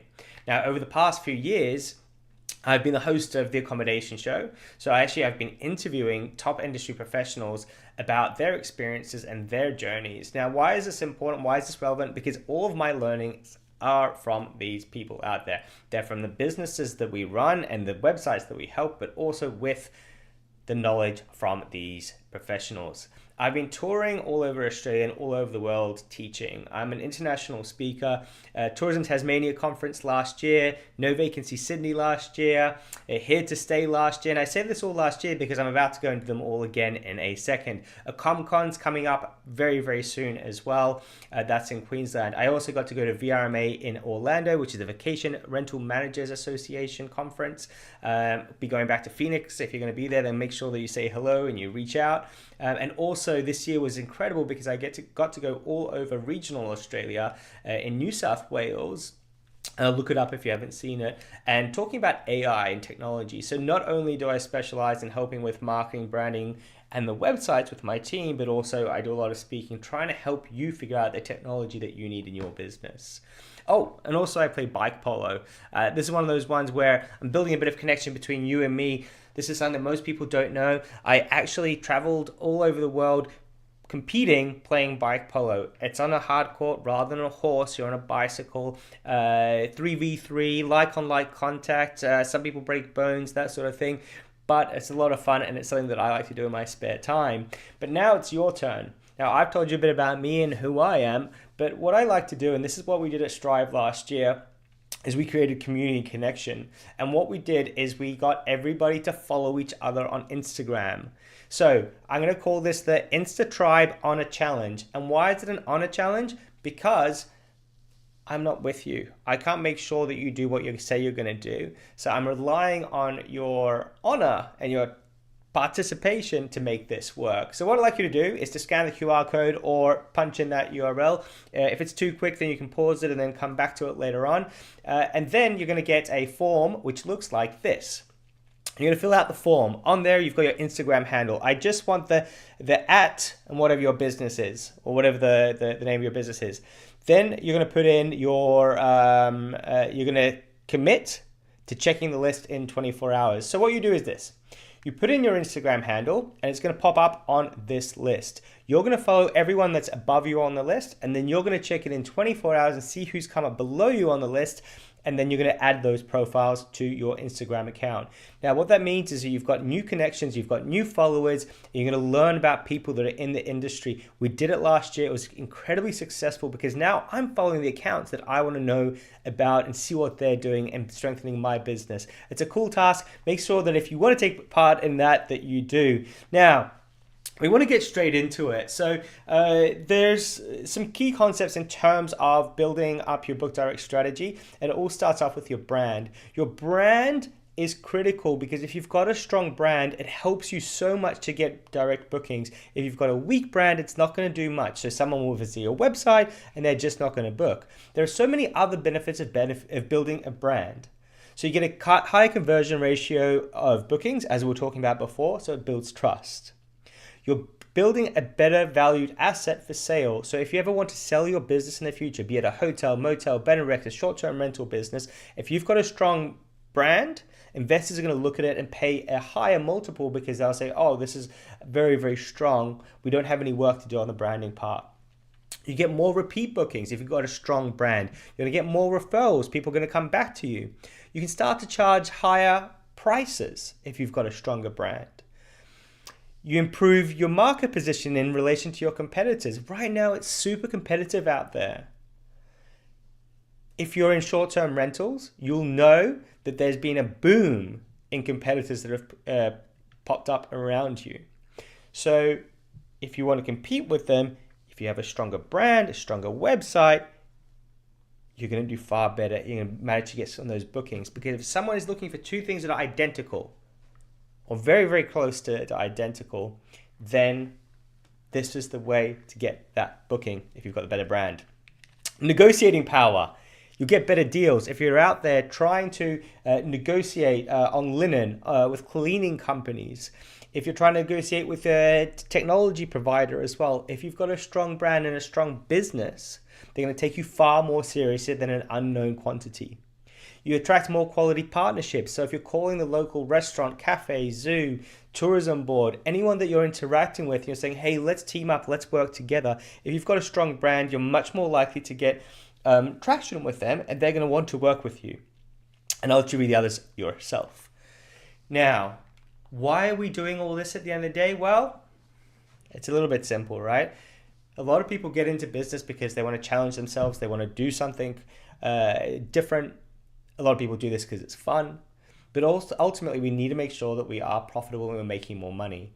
One of the things that quite often we forget about is the power of direct bookings is the multiple, the money.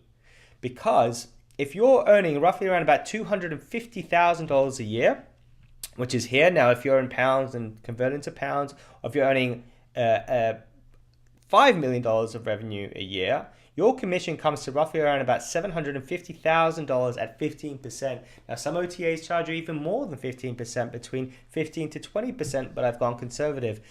If you were to get 10% of these bookings direct, then you would save yourself $75,000 a year. Or even if you're a small operator, you're still saving yourself $4,000 a year just by converting 10% of your bookings direct. Or if you can increase your direct bookings by 10%, it makes a substantial difference. If we go to 20% of your book direct, then you're going to be saving roughly around about $150,000 a year. If you're a bigger business, $7,500 a year. You get the idea. 30% book direct. If you've got 25 properties, it's around about $50,000 a year that you save. And if you manage to get 50% of your bookings direct, then you're saving roughly around about $20,000 a year. The reason why these numbers are important is because when you look at how much time and effort you want to invest in your book direct strategy, then these are the numbers that can help guide you. If you're trying to decide whether you need to get a photographer to go out and take some new pictures, well, these numbers will help guide you, because everything that you do in terms of working on your business and your brand is going to help you get more direct bookings. But also, even if you increase your prices because you're getting more bookings, or if you stand out more on the OTAs, then you're going to make more money from it. So it's a really simple equation that you can put together. Now, one of the things that we did is we did a bit of research on our customers and on guests that actually make bookings.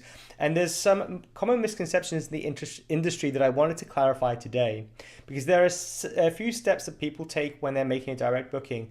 And it's important that you know where you sit as a business. The first step is inspiration. So people are thinking about doing a trip, or they get inspired by something that happens, and quite often it will be external. I'll give you an example. Recently we came back from a trip to Japan. I was talking to a friend about the trip that we had, and the friend said, you know what, Bart?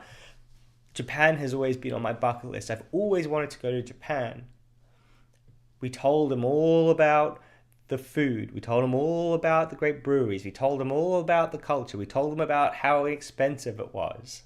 We told him about the ease of buying a ticket and getting over there. We inspired our friend to then go and look up flights to then go to Japan. You might get inspired because you saw a TikTok reel or an Instagram reel. You might get inspired because you saw a post on Facebook. You might get inspired because you saw an advert. That's the inspiration stage. And the key to this is that you, as an operator, are not there to try to capture people from the inspiration stage and get them through to checkout, okay?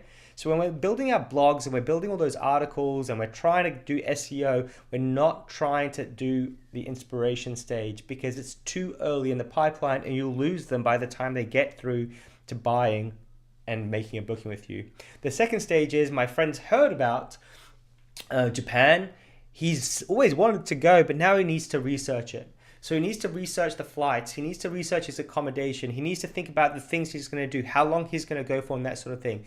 This is where you come in and you have an opportunity to capture the person in the research stage, because you can write an article about the top 10 things to do in Japan. And on that research stage, that's when you're going to start to get people's traction, and you can start to ask for email addresses at this research stage.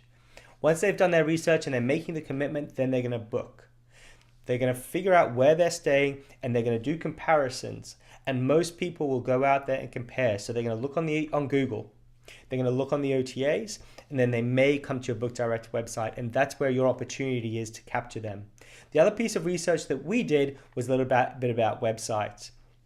Because when we think about our guests and what kind of visitors we're getting to our websites, we've got these different categories. So people researching for inspiration, they're comparing between an OTA and your website. They might be ready to book already. There might be impulse shoppers because they saw a deal. There might be repeat guests that are coming to your website. So you need to think about each of these different categories of people coming to visit your website and make sure that you capture them. The other big learning that I wanted to teach you before I get into some of those things that you can go and start playing around with on your website is website visitation. In 2024, 43% of people visited on desktop and 55% visited on mobile. If we were in a room, I would have had you have a guess as to what that number actually is, because most people would think that mobile is far higher because we're always told that mobile has taken over the world. Everyone's using their phones all the time. But interesting enough, in our category in accommodation, a lot of people are using desktops to engage with our businesses and to make bookings and that sort of thing. I'll show you some of the numbers and some of the stats. Over here on the left-hand side, on the bottom, we've got time, so 2009 to 2023. On the top, we've got percentages. I don't know why it goes up to 110%, but you get the idea. In 2009, most people were using desktop. There weren't really many mobile phones out there. As time goes on, you can see that there's this huge uptick in mobile phone usage, which is expected, right? The surprising thing is this, is in 2016, as mobile phone usage goes up and desktop usage goes down, there is a plateau. And the plateau is that basically desktop remains at that 45% mark and mobile remains at that sort of 50% mark, and we've got tablet visitation here at the bottom. Actually, if we look at it here, there's a little bit of a takeover in 2022, but then overall it stabilizes. But the most important figure that I'm going to give you today that you need to pay attention to is this. People will make the booking more often on desktop than they will on their mobile phone.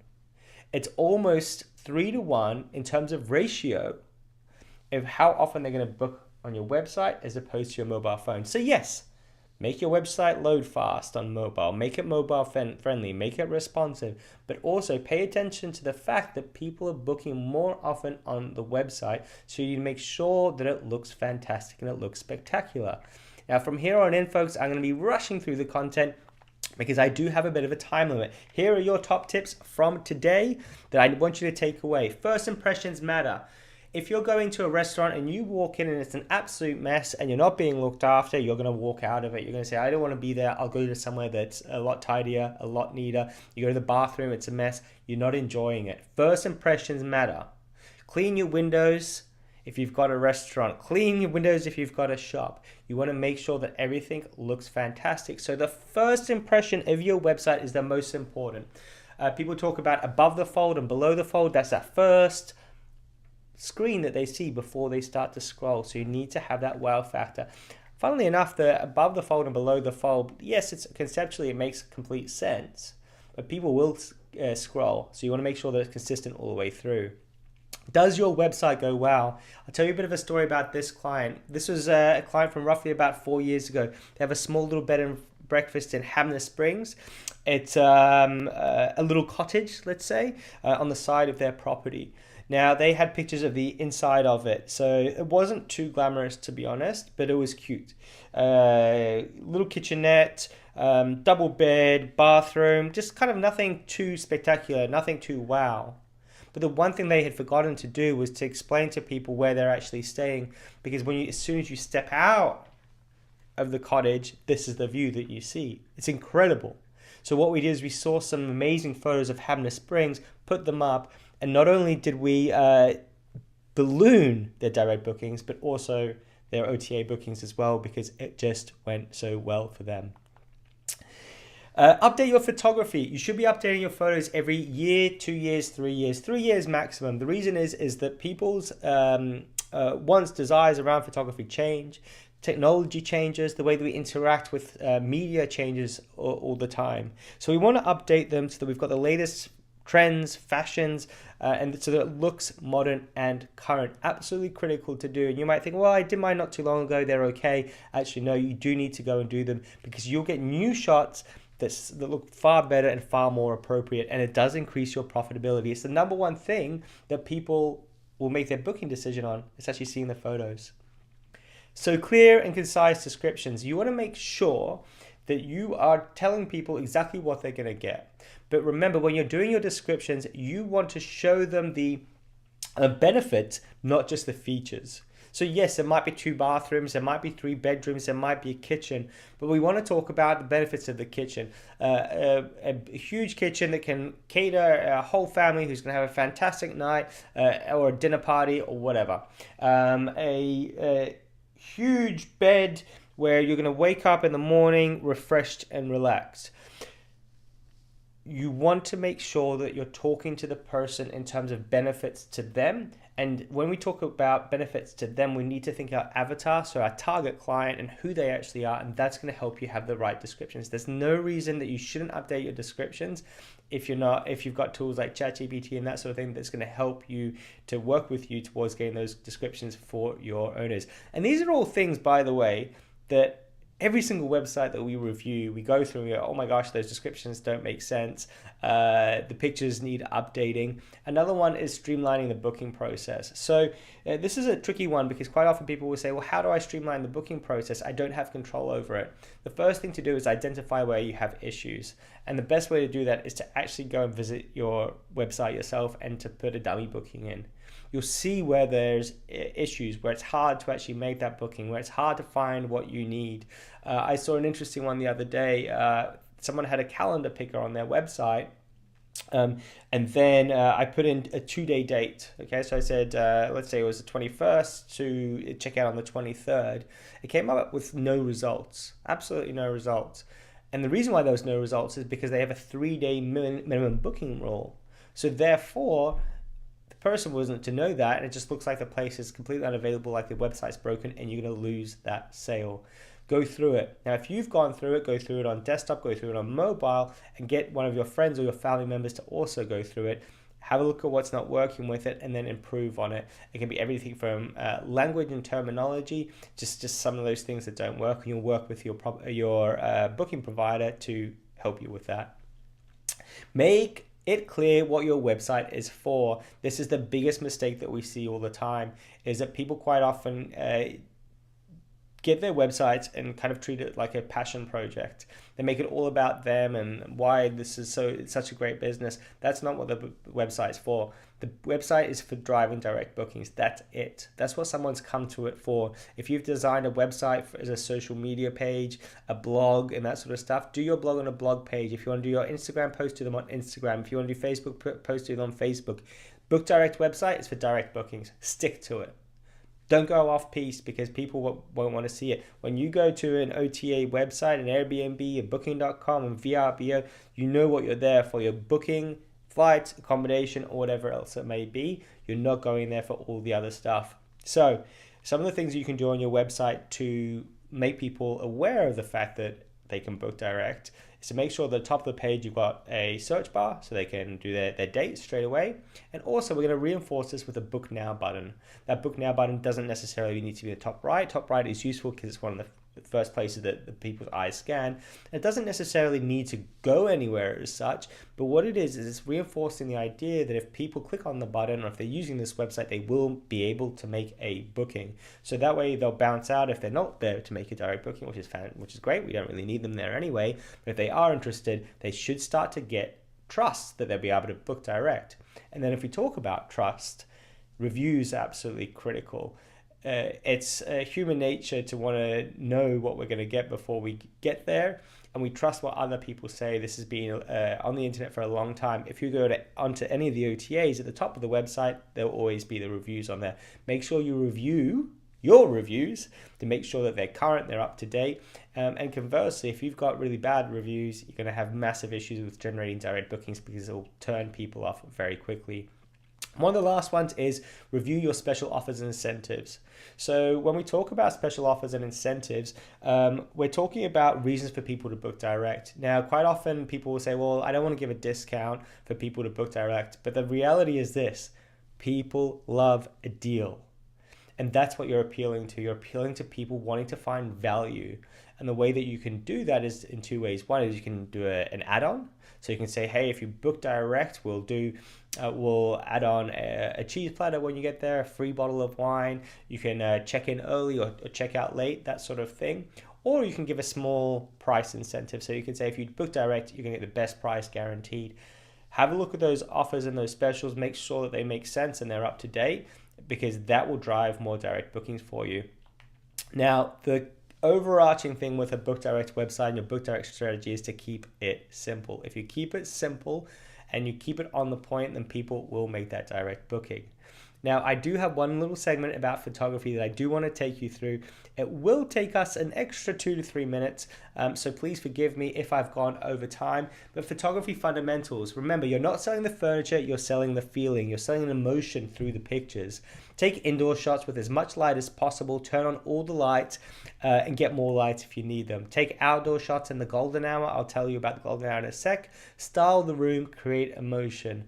Tell a story, and I'll tell you about a story in a second. Take more shots all the time. Here is a hero shot of an accommodation. This is in the golden hour. The golden hour is 1 hour after sunrise and 1 hour before sunset. It's when the colors in the sky become absolutely beautiful. And here what we managed to do is actually to get the owner to turn the lights on of their property, capture this amazing reflection in the pond outside the front of their property. And this is the wow photo. This is the money shot. What's interesting about this as well is the proportion of sky, which is actually in the shot as well. You could have panned the camera down a bit, but here it's just giving that balance of color. So it's a really impressive shot. I absolutely love it. It makes you go, wow. And the next thing you want to do is you want to set the scene. And setting the scene is all about telling people what it's like outside of the property, because quite often when you're booking, you're looking at an OTA, all you're seeing is beds and rooms. But it's hard to visualize what it's actually like when you're in the property or around the property. If it's beautiful and it looks nice, this is something that you can lean on. And you can start to tell a story for people that this is what it's going to be like when they're sitting outside and they're enjoying the deck. But what's even better, what you can do is you can actually then go even further and show people what it's going to be like when they wake up in the morning. They're going to be in the bed, open the blinds, and they've got this amazing view. So it's a continuation of the story that we had before. Set the scene, create the story, and it's going to engage people. You're starting to get some more emotion out of them. The other thing you can do is if you are struggling to find really good photos or you don't have that much to show, or in general, you can actually add these things, especially on the OTAs, maybe not as important, but in your book direct website, you can show the local things that there are to do. Because remember, a picture says 1,000 words as well. So we can show them things like local shopping that they can do. We can show them where they're going to go to eat at a restaurant and be on the river. We're going to show them the local attractions, so art galleries and that sort of thing. We're going to show them nature and walks and all these different things that they can experience in your local area. Show off your local area. Okay, grab the photos. You might be able to go to your local tourism board and say, hey, can I use the photos for my business? And you're not going to use them as lead photos. You can have them, if you look at the accommodation pages, you're going to have all the different, the bed, the room, what it's like in the house, and then you're going to actually show them what it's like when you step out of the house. you can use these ones. If you want inspiration, go to one of our clients, it's dshh.com.au. You get a really great example of how to use photos in a very positive way. Last one on the golden hour. The golden hour can change everything. This client here, they almost quadrupled their bookings overall on the OTAs and direct. Based on great photos. The photographer had to wait quite a while to actually get the colors coming through like this, but that's what it's like at the property at that particular time. So if you can get those photos, make sure that you get them because it looks spectacular.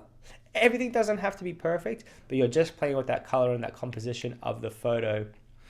This is the scene that you're not trying to set. People just don't need a picture of the toilet, so don't include that one. Now, the last thing I'm going to do is show you a quick video. If you are playing around with video for your business, then this is a really great example of how to create emotion. What's really interesting about this video is that this is selling accommodation, for quite a bit of it, it's not actually showing you the accommodation. It's showing you what it's like to be there. It's showing you the people, the environment, the views, the scenery. Hopefully you guys can still hear me. It might be a little bit loud. I might turn it down.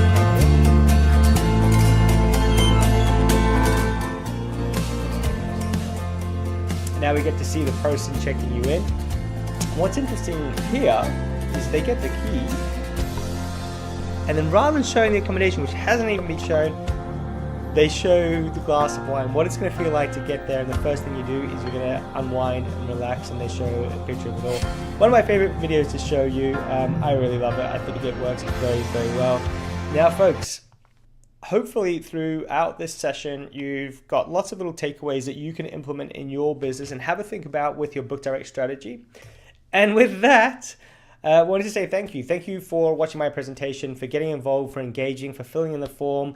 I will email you guys to make sure that you follow up and that you fill out the rest of it, and that you follow everybody on Instagram. Any questions, please feel free to reach out. It's bart@ibookedonline.tech. You've got my phone number on there as well, +61 for Australia. Thank you very much, Mr. Simpson, for having me on here, and looking forward to seeing you all. Don't forget, Strive 2025 is coming up in March next year. Melbourne and New Zealand, you should get involved. Wishing you all the best. Take care.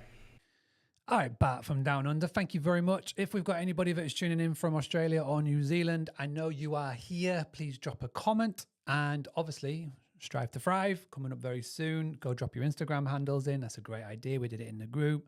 And that was a lovely little walkthrough. For those of you that were here in the last summit, you will know that Phil Kennard from Future Stay did like a 90-minute absolute masterclass on the direct booking process. But Bart's like consolidated it lovely down there. So again, some really good education in there. Thank you very much. And I want to move very swiftly on.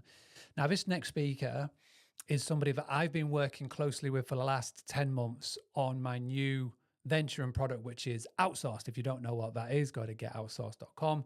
We work with companies that are doing $1 million+ in annual booking revenue that are looking to grow and scale their business with an eye on potentially selling. And I brought Jacob in as part of that process because he is everything that I'm not. He loves to look at details. He loves to look at structure, organizations, and he's done really well with the clients that we've worked with over the course of the last year. And alongside the social work that we do, the SEO work, etc., this is a massive part of why that has worked so well.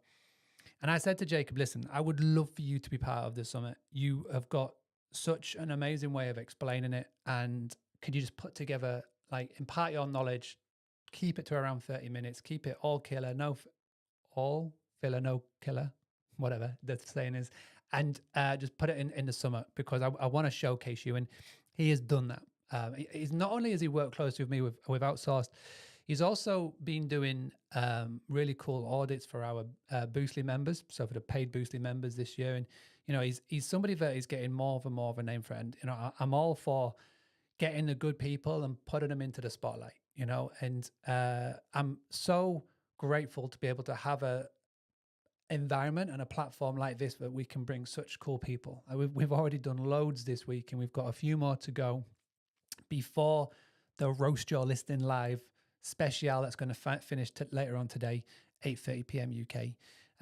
And Jacob, I really want for you to pay attention because he's going to be throwing a lot at you here, and you know he's part of the group, he's part of the experience, and I'm really excited to showcase him to you. So can we all say first and foremost, #thank you Bart.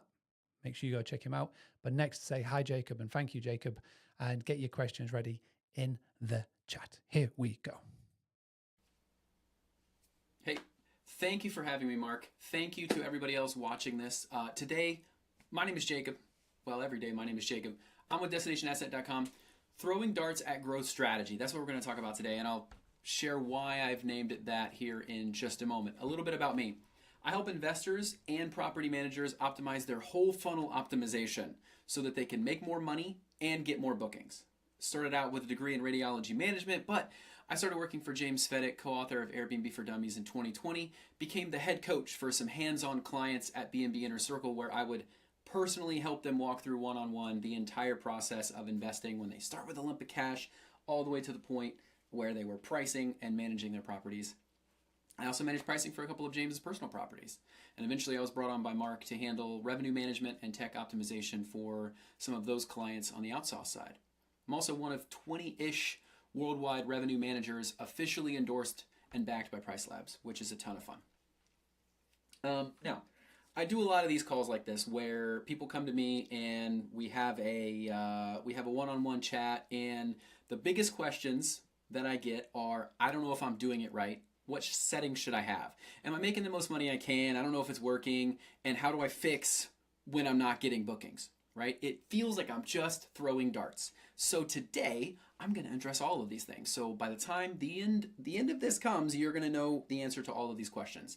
Now, here's what we're going to cover specifically to answer what settings should I have, section on setup, settings, and view checklist. How do I know if it's working, confidence in your progress, and how do I fix when I'm not getting bookings? So I'm going to show you how to get more bookings and what that actually looks like and how to think about that funnel. First part, brief checklist here. These are the things, and you can write this down. You can take a screenshot. Setup, settings, and view checklist. You want to make sure that your dashboard metrics are covered. You want to have the right metrics in place, not just the three core ones that they have. There's a couple here, so make sure you go through that list and set up so that you have that as a way to quickly analyze what you've got. You want to go to account settings and advanced settings, check out those things, make sure that's in there. You want to go to dynamic pricing, manage listings, and then you have an eyeball and a trash can that's going to be your options to clean up your Price Labs. Make sure you get rid of or hide the ones that you're not using. Two things in neighborhood data: the future pricing chart, bedroom selection, make sure you're comparing apples to apples, and set up the competitor calendar table. So that way, via the map, you can select the up to 10 that are similar to you, and you can see specific dates and what they're up to. And the last two things you definitely want to make sure that you keep an eye on regularly is the base price helper and the min stay settings suggestion tool. So look up all of those things. I don't want to spend a ton of time on this because Price Labs has, really, really good help docs and YouTube that can help you walk through each of these things. But these are the core ones that I would say I see the most that people aren't utilizing. So that's the shortcut. Do those things, get that cleaned up, and you'll be on your way. Now, number two, confidence in your progress. So there's three things that you should be checking regularly to make sure that you know you're doing the right thing. Neighborhood data tab, adjusted occupancy pills, and pacing reports with the market dashboard. So first thing is the neighborhood data tab, and there's three parts to this. We've got the future prices chart, and when you go into neighborhood data, it's going to look like this. The black line is you. The other colors in there, after you've selected the proper number of bedrooms, that's going to show you what other people are asking right now.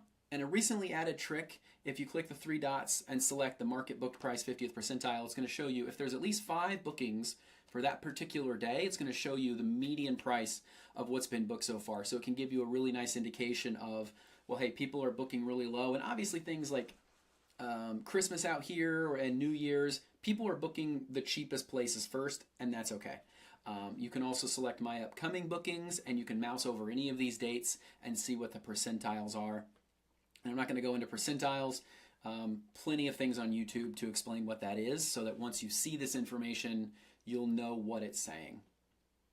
Next part of this, right below that, is the occupancy line chart. This is very helpful. You can mouse over a specific date. You can see things like this, where October 12th, we have 41% occupancy right now.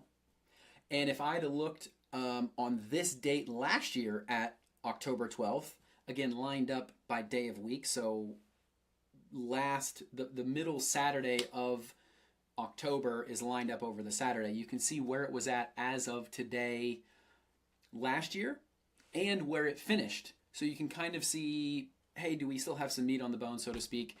Can I expect more bookings through here? And right now, are we ahead or behind where we were last year? And should I take any action on that? And then right below that is a new section, a new chart that was added a couple of months ago, kind of, I think, Q2 2024 is the market history section, which is very helpful because this is kind of day to day, and this is more month to month, which I appreciate. So you can look at market occupancy and market booking window if you click on that, and then length of stay, which isn't as useful, and some ADR, which isn't as useful either. But I think these two here in conjunction with each other, you can see certain months as of last year, what you can expect. Maybe things are ramping up, or booking windows are probably going to be increasing, so you can strategize that way and set up some specific seasonal profiles if you want, or just make sure you're keeping an eye on it as things go up. And this chart, and this chart are all receptive to the current bedroom selection, which is why at the beginning, one of the key things is to make sure that you're comparing apples to apples here.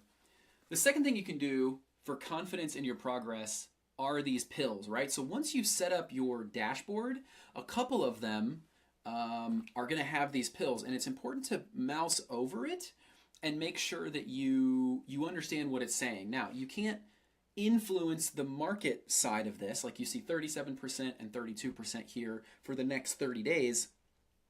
Just make sure you understand that 37% of 30, you're booked, and this is rounded weird when they do this, but 11.1 days, so probably 11 days.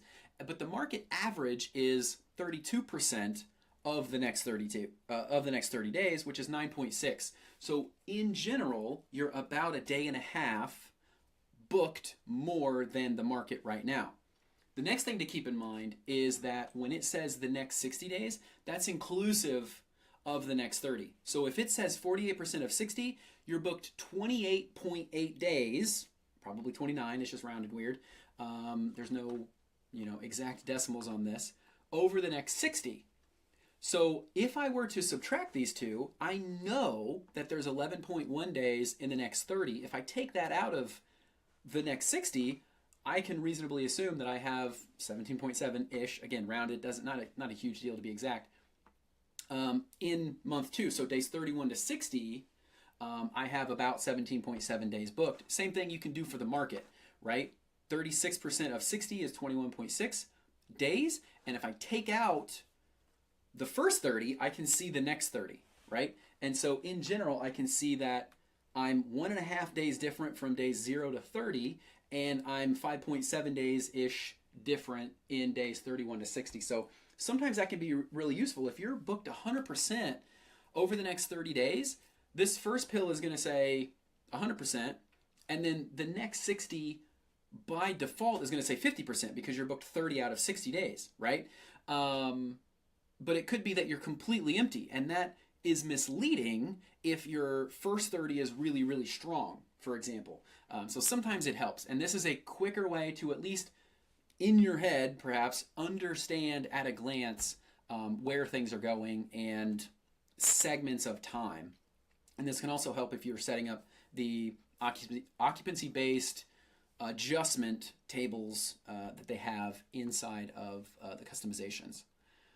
Now, the third thing is the pacing reports and market dashboard, right? So you go to analytics, you go to pacing, you set your filters and ranges. Through here, you set your market dashboard and the comp set if you have that. It's going to be super helpful and make the difference. And it's going to look like this. So on this sheet, if you have the market dashboard, it's going to add the market, RevPAR, ADR, and occupancy so that you can see in general, once you set up your filters, you can set it up by listing individually. Make sure you're, again, comparing apples to apples. If it's a 3-bedroom listing, make sure you're selecting your 3-bedroom comp set. So that you can see how am I doing each month broken down compared to the market, where the market was last year, where we can expect it to go, and what it might look like when we're all done for each of these different segments. Am I getting higher than market occupancy but lower ADR, but I'm ending up at the same RevPAR or not, or back and forth? But once you have this pacing report screen, which without the market dashboard is only going to show you your numbers by month and last year, which can be useful, but sometimes year to year can change a lot. So we still want to pace ourselves off of the current market, and that's where the market dashboard is really going to shine.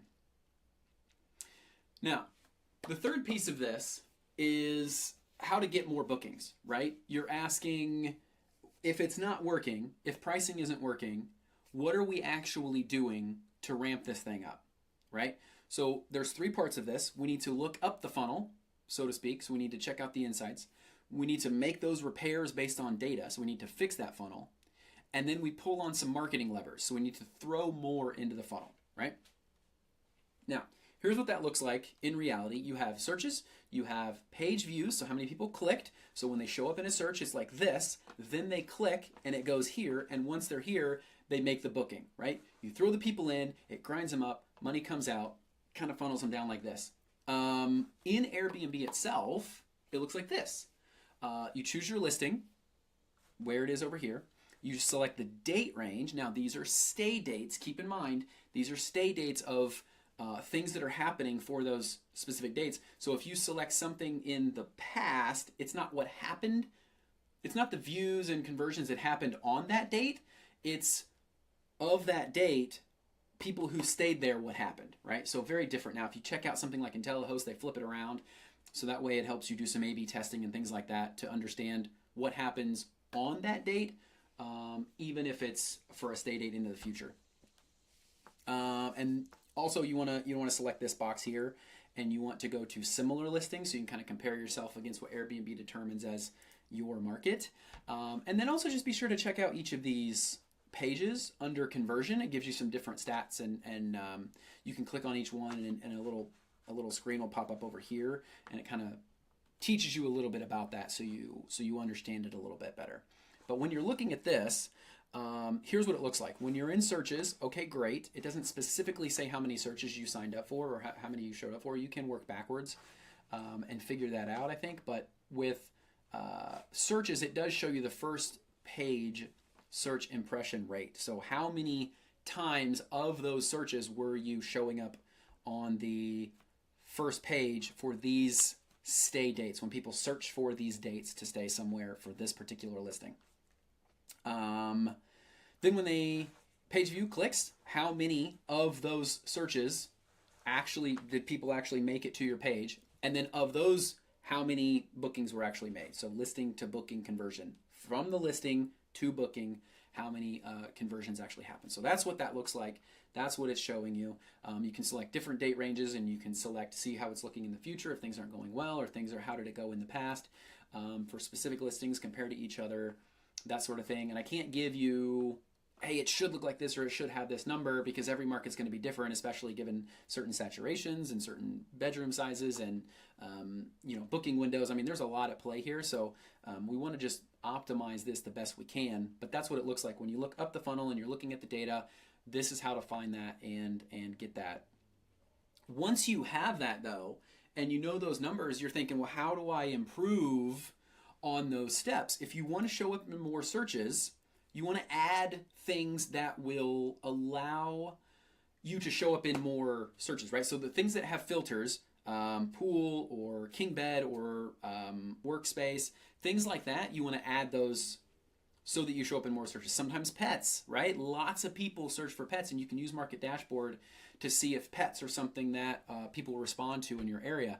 Obviously price, people filter for price, things like the 99s, right? And what I mean by that is I've had listings before that are smaller condos where you put 101 as the price, and then you set it to 99, and suddenly everybody has been filtering for $100 and less. And so now it explodes, right? Because everybody can now see you in more searches because you're pricing it at the 99 or the 199 or the 499, depending on the size of your place.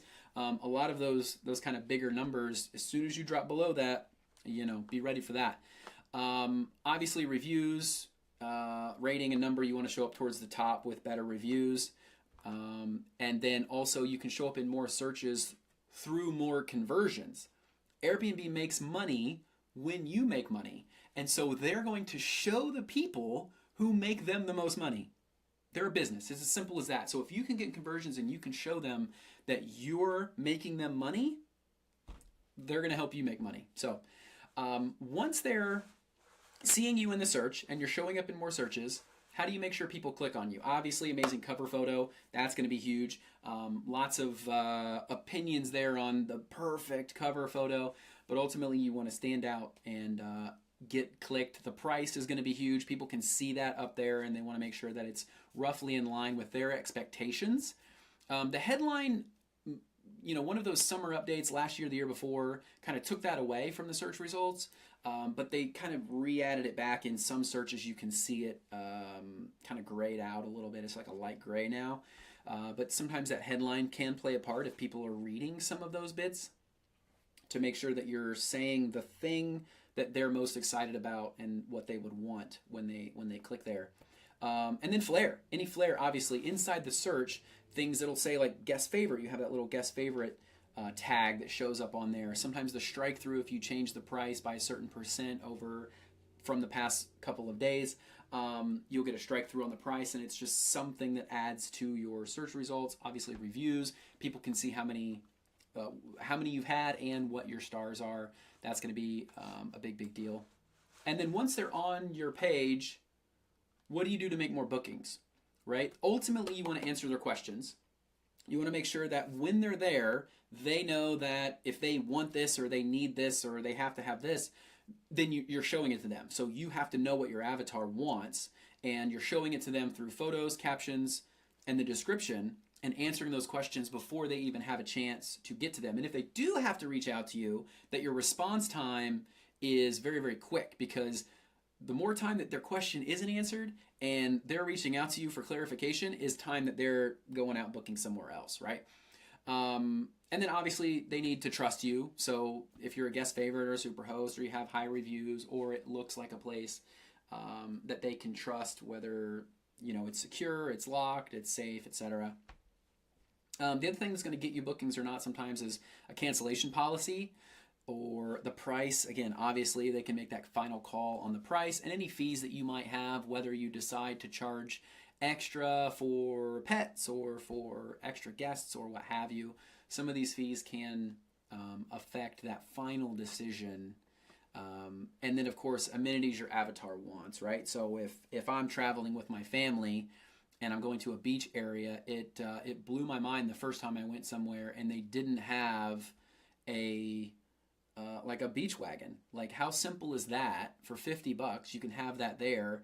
And for the families who are pulling all of their stuff, that's just a really nice bonus. Or if they're like, I really want a pool, again, we already talked about this, but having things that they want for your area are going to be huge, so that when they see that in the photos or in the captions and you've highlighted it, then it just solidifies their choice and booking made.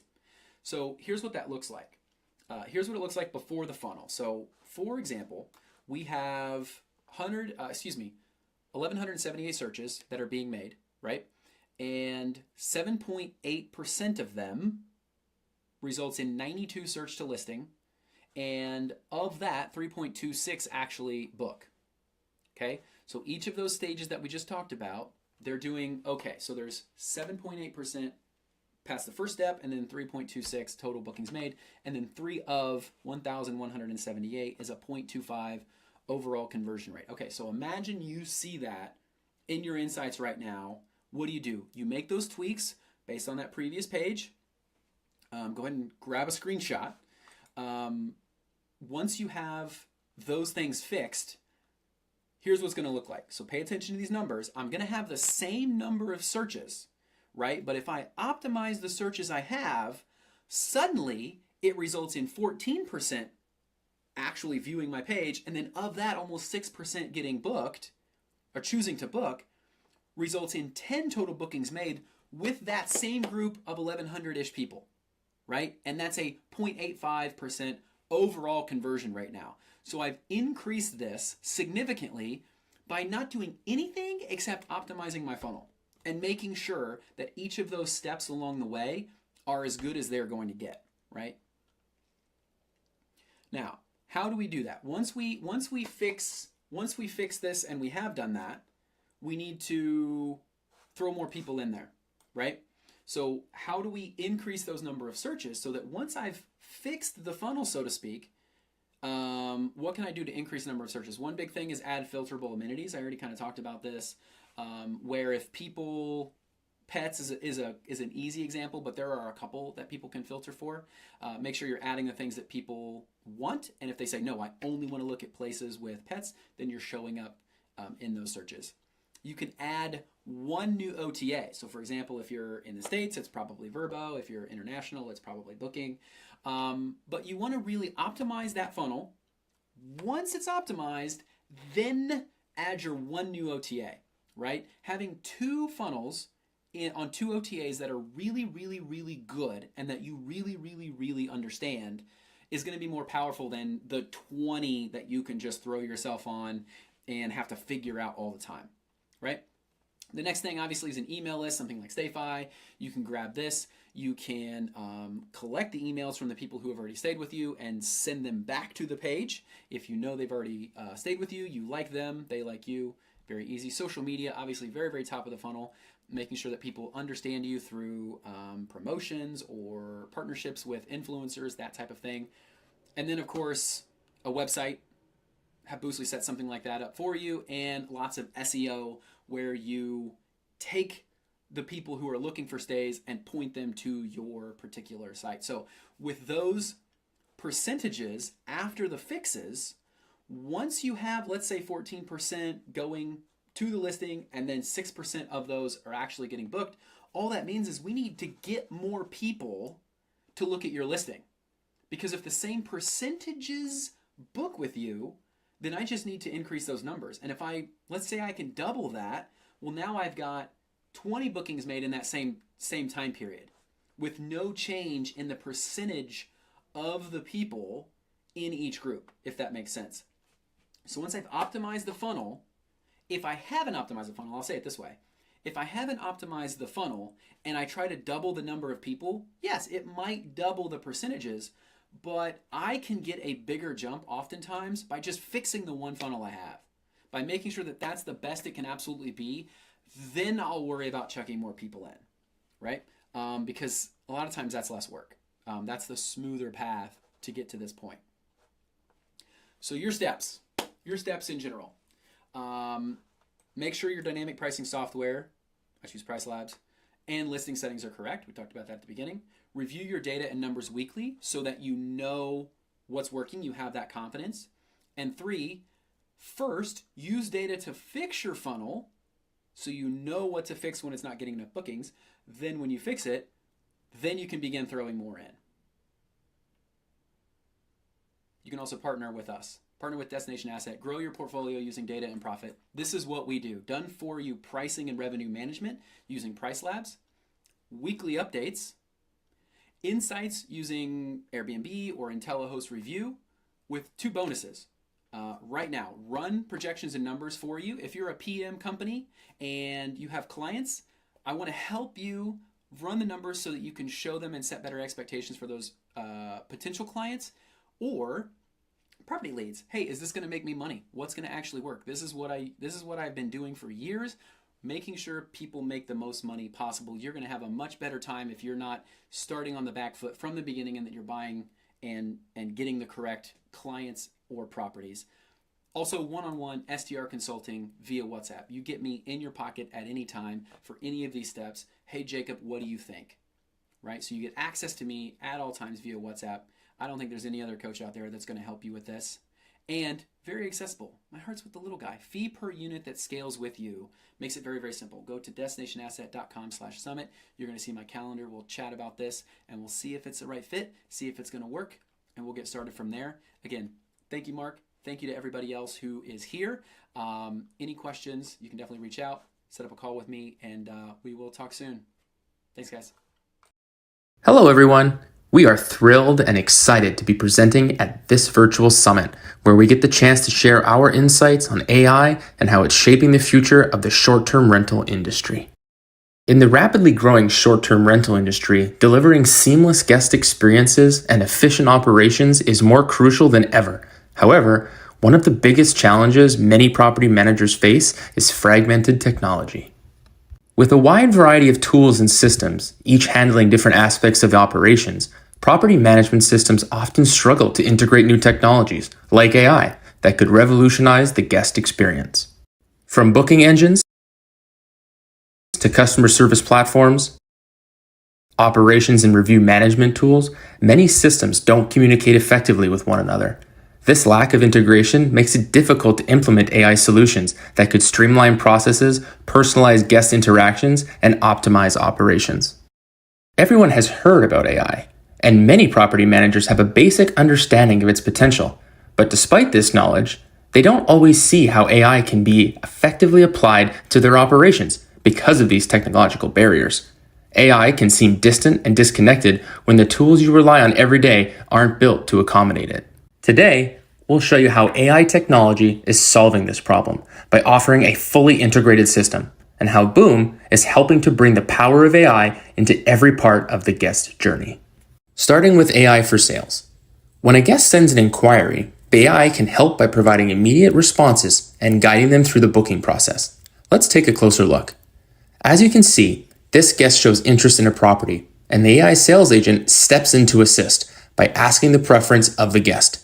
Upon giving their preference, the AI then searches and offers the best match properties, taking into account factors like availability and seasonality. Additionally, the AI can offer discounts and special promotions, further enhancing the guest experience. Once the guest is satisfied, the AI provides a quick summary, including the discounted price and any complimentary offers. And the guest is all set for booking. If you noticed as well, the AI helps by setting a follow-up snooze on the ticket to check back on the guests in case they haven't responded. With the power of AI, this approach ensures that guests receive timely, relevant assistance, streamlining the booking process and improving their overall experience. Now let's move on to the next stage, customer service, after a booking is made. Once the guest has made a booking, the real-time interaction continues. The AI customer service system is always on, ready to handle any issues or questions a guest may have. Let's take a closer look. The AI can assist with basic guest questions, such as asking for a local restaurant nearby. It will start working, and it will provide suggestions with ratings and distance information. How about a common guest scenario? Suppose the guest arrives and finds the pool is dirty. The guest sends a message reporting the pool and being upset. The AI immediately responds, "I am so sorry about the pool. We'll get this sorted for you," and escalate it to management. Inside the system, it has created a service call for the cleaning team to go and clean the pool. The guest satisfaction level is also tracked, where you can see here the fun level has decreased to 1. This indicates that this guest is not satisfied with their stay, and hence an escalation is also created for the team to be in touch to make sure their experience will be turned around. Let's try another example that showcases the power of AI. Suppose the guest wants to know how to use something inside the house. This time, a voice recording is sent to ask how to turn on the projector. The AI then analyzes the recording and searches the library of information to find the relevant video tutorial. As you can see, it sends a link to the guest, showing how to turn on and use the device. What's amazing is that the AI can also respond in any language: Spanish, Portuguese, Japanese, and more. The AI supports any language you wish. Case studies show that our clients using Boom AI saw a significant improvement in their review communication score. The enhanced AI implementation streamlined guest interactions and issue resolutions, leading to higher ratings and better overall feedback. As shown by actual data from one of our clients, the red line represents the number of messages sent by AI over the last few months, while the blue line represents the review score on the booking channel during the same period. We can observe a clear relationship between the two, indicating that as AI is more aggressively implemented, the review's communication score increases. Whether it's answering frequently asked questions, managing tasks, handling voice messages, or coordinating repairs, the AI customer service system ensures smooth communication and quick resolutions, enhancing the overall guest experience. Now that the guest stay is over, it's time for some feedback. Reviews play a critical role in maintaining high service standards, and this is where AI for Review system can help. The AI streamlines the review management system by offering detailed analysis of guest reviews from various platforms. We can see here the guest review according to the channel and reservation was booked, as well as a scoring underneath. The AI then generates automated responses and categorizes issues. For instance, this review was categorized as mold, hot water, and plumbing issue. It also creates tasks to address and resolve guests' complaints. In the analytics page, managers can review comprehensive review data by department, property, and AI tags. These insights help enhance service quality and guest satisfaction. Additionally, if you want to dive deep in Review's guest report, just click on the specific category and it will filter out properties, which has the most to least report. This way, we'll understand which listing has the reoccurring issue and focus on it. It also shows which department reports the issue the most. Managing feedback efficiently and ensuring quick, appropriate responses, our AI review system not only helps improve your services, but also builds trust with future guests. Speaking of analytics, AI-powered analytics provide a comprehensive view of system performance, from chat handling efficiency to infrastructure optimization, which ensure continuous refinement, driving better operational outcomes and customer satisfaction. Let's take a look at the chat analytics. This gives us a clear view of how many tickets are being handled by AI and how many require human agents.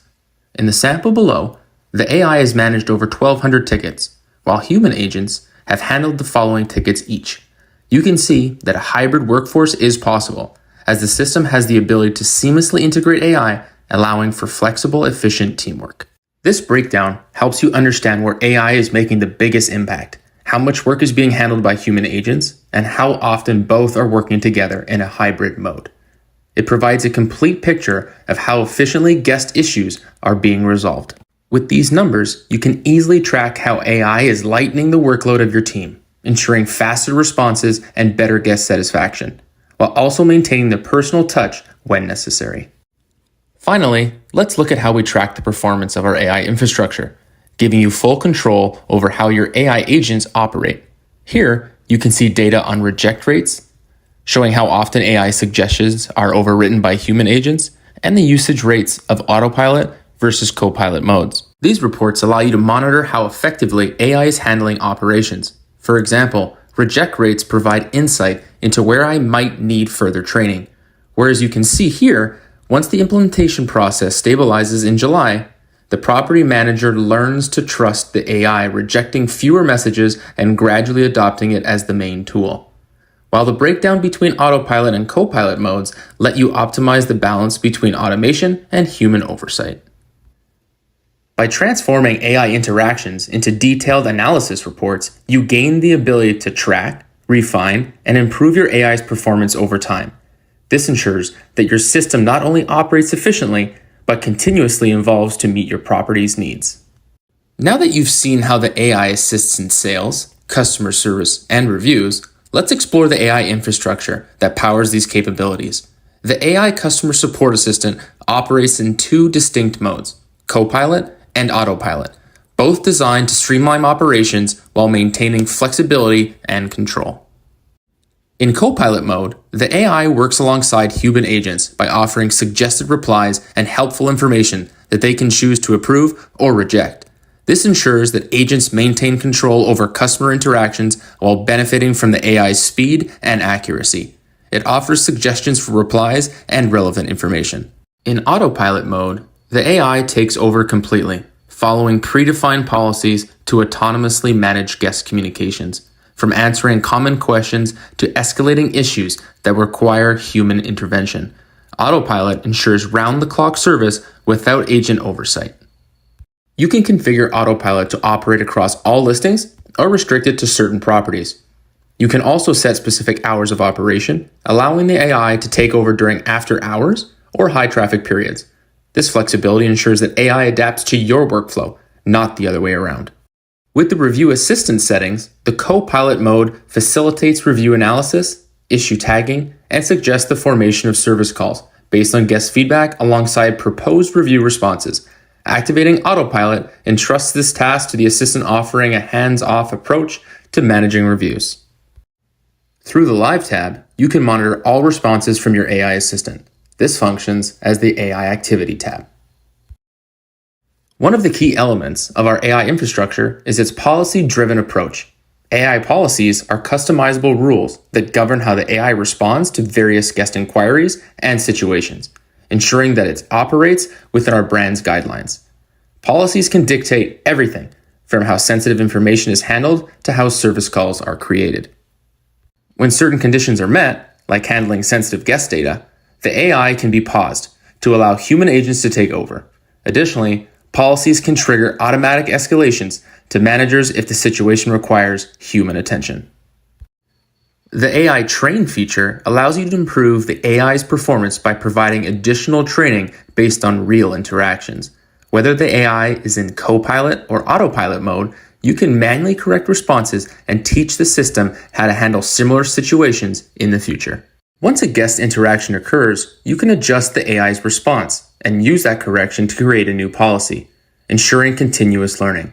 Over time, these adjustments help the AI become even more accurate and aligned with your operational needs. Same with Dry Run, wherein whenever the AI responds incorrectly, you can reconfigure it in the settings. After that, it will show the correct answer and will be applied accordingly to the next same inquiry. The AI infrastructure gives you the tools to fully customize and control how the AI behaves across your properties. From Copilot mode for agent assistance to full autopilot for hands-free operation. The system is designed to adapt to your needs. By continuously training and refining its responses, our AI becomes a seamless extension to your team, enhancing efficiency, guest satisfaction, and service quality. And that wraps our deep dive into how AI is transforming the short-term rental industry. What we've shown you today is just the beginning. It's only the tip of the iceberg when it comes to how Boom uses the full potential of AI and what it brings to the industry. Looking ahead, our vision is to take AI even further. Imagine AI agents that not only optimize guest communications, but actively drive marketing strategies, reaching out to future guests, filling calendar gaps, and even adjusting pricing dynamically in real time. The possibilities are endless. The next wave of innovation will include AI-driven marketing, smarter outreach to potential guests, and advanced calendar management. Imagine AI that can analyze guest behaviors, predict future reservations, and optimize your pricing and availability for maximum occupancy. So, what does the future look like? Are we moving toward a world where AI handles everything from guest acquisition to calendar optimization? What role will AI play in setting the perfect pricing strategy? And how will it help you increase revenue while simplifying your operations? These are the questions we're excited to answer as we continue to push the boundaries of what AI can do in the short-term rental space. We invite you to be a part of this journey with us. Thank you for joining us today. We hope you've gained valuable insights into how AI can reshape the guest journey and help you achieve your business goals. The future is bright, and we're just getting started.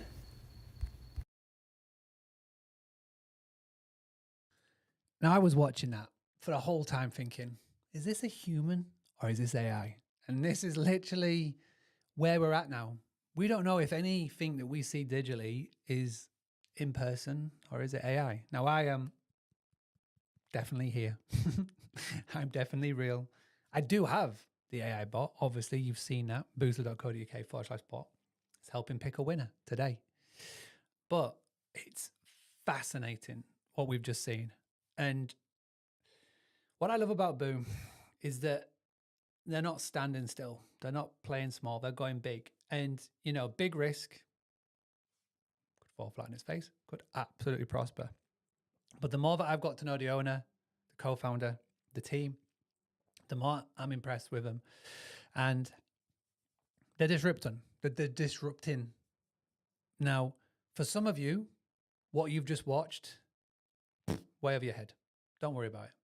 For some of you, it may be like, oh, this sounds interesting. If that's the case, then go get in contact with them. It's making an impact. People all over the world. And it's simplifying things, and it's frightening, but the future can be frightening, but it can also be fantastic. And it can also be, you can be on one side of it, all right, or the other. I'm obviously tapped in. I'm down that rabbit hole. I'm never coming back. But for a lot of you, it's one where my worry is that if you don't embrace it, you'll get left behind. Now, you don't have to act on it today, obviously, but it's one to pay attention to. And this whole week is just about changing your perception, changing your mindset. Right, shall we move on to our next speaker, shall we? Right, headlining day 3, headlining Wednesday. If the world of AI and automation is a little bit out of you, but you don't want to do all the things yourself, you have to learn how to hire. You have to. Whether it's an in-person, virtual, contractor, employee, you have to learn how to get good at this. Otherwise, you will never grow. You will always be stuck in the weeds of your business. And, you know, my family background, I've talked about this so many times. We used to wear that busy badge on our chest as like a badge of honor. It was nonsense. The problem is it's very hard to find people that are going to help you recruit the right people. And I've known Matt for about a year now, worked with him loads, recommended him loads. He's helping loads and loads of people. Service is phenomenal. They go above and beyond. It's not just like going on Fiverr and finding somebody or Upwork and finding somebody. They find the right people, they recruit, they train, and they work alongside you, and they train you. And this is like a phenomenal 20-minute breakdown that he's going to give of how to do it properly. At the end of this, we've got Roast Your Listing live, which is great. And that will draw an end to Wednesday. But I mean, what an unbelievable day or 2 days we've had. There has been a lot. Okay, we talk about this a lot, and I'll talk about this again in about 30 minutes at the end of the Roast Your Listing live. I just want you to take one thing. Tomorrow we show up and we have our Get It Done day. I'm going to have posts in the group, turn all the notifications on. I'll send emails out, but come in and just do one thing in your business to make you better than where you were when you started on Monday. All right, let's get straight into this, because we've got a jam-packed session and we've got to finish with Roast Your Listing live. Then I'm going to have a beer. All right, see you on the other side.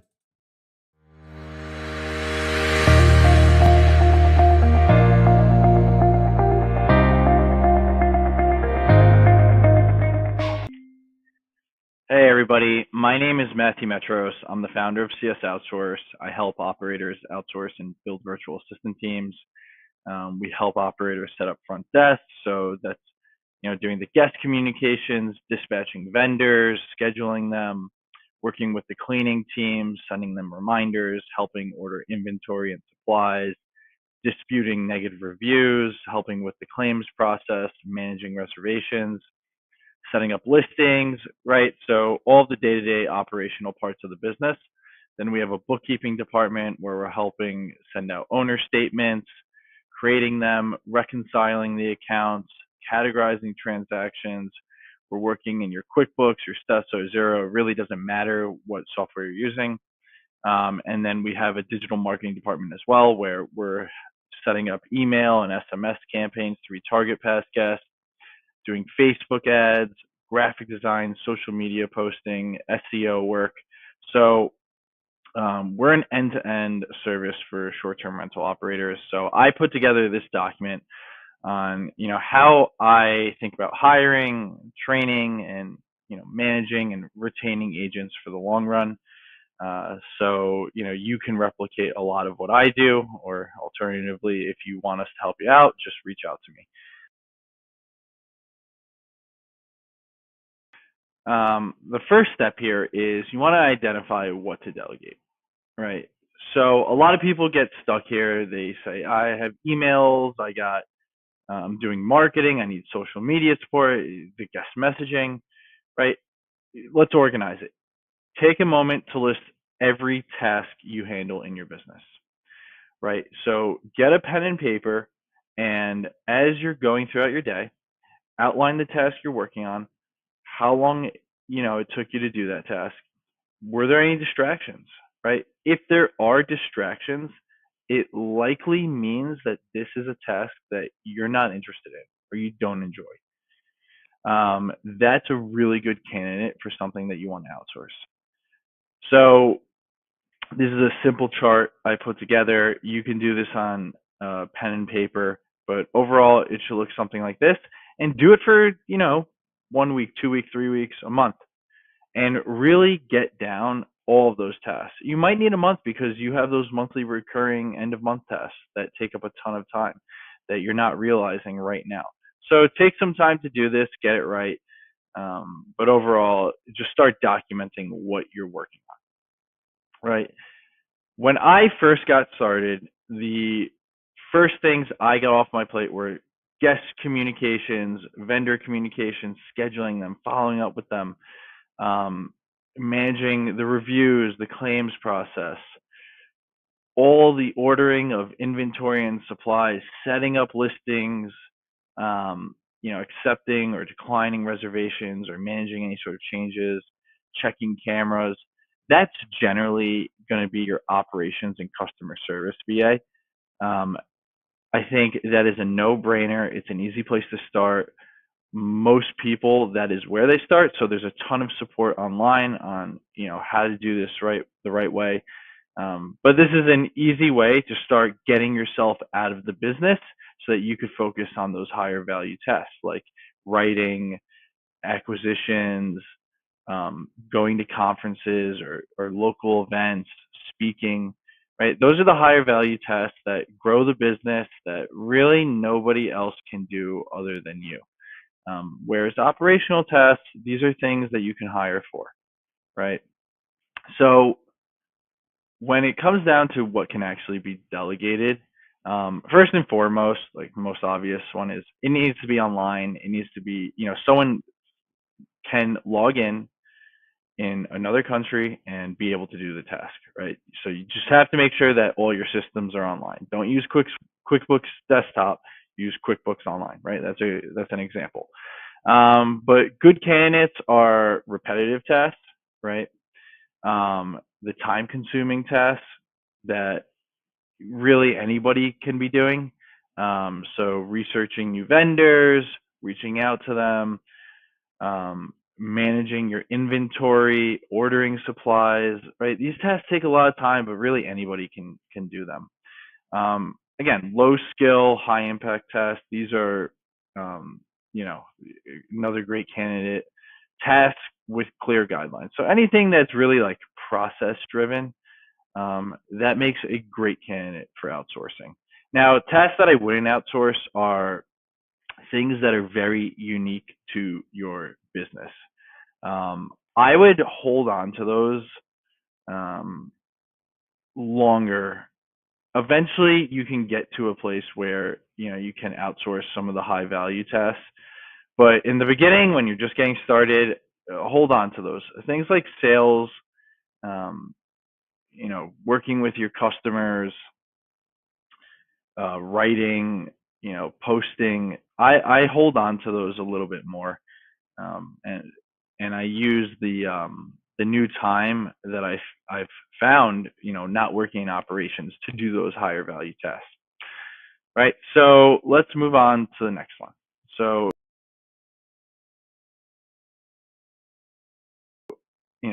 step number 2 is hiring. The first step here is you want to create a job description. So, if we look back here, you have this wonderful chart of all the tasks that you're working on. Well, now we have to convert these into roles, right? You don't necessarily want to hire someone who's doing marketing and, social media posting, graphic design, and also messaging your guests and, disputing negative reviews, as well as helping out with bookkeeping, right? Those are different roles in the business. If you build a business around a superstar, it's going to be very hard to replace them.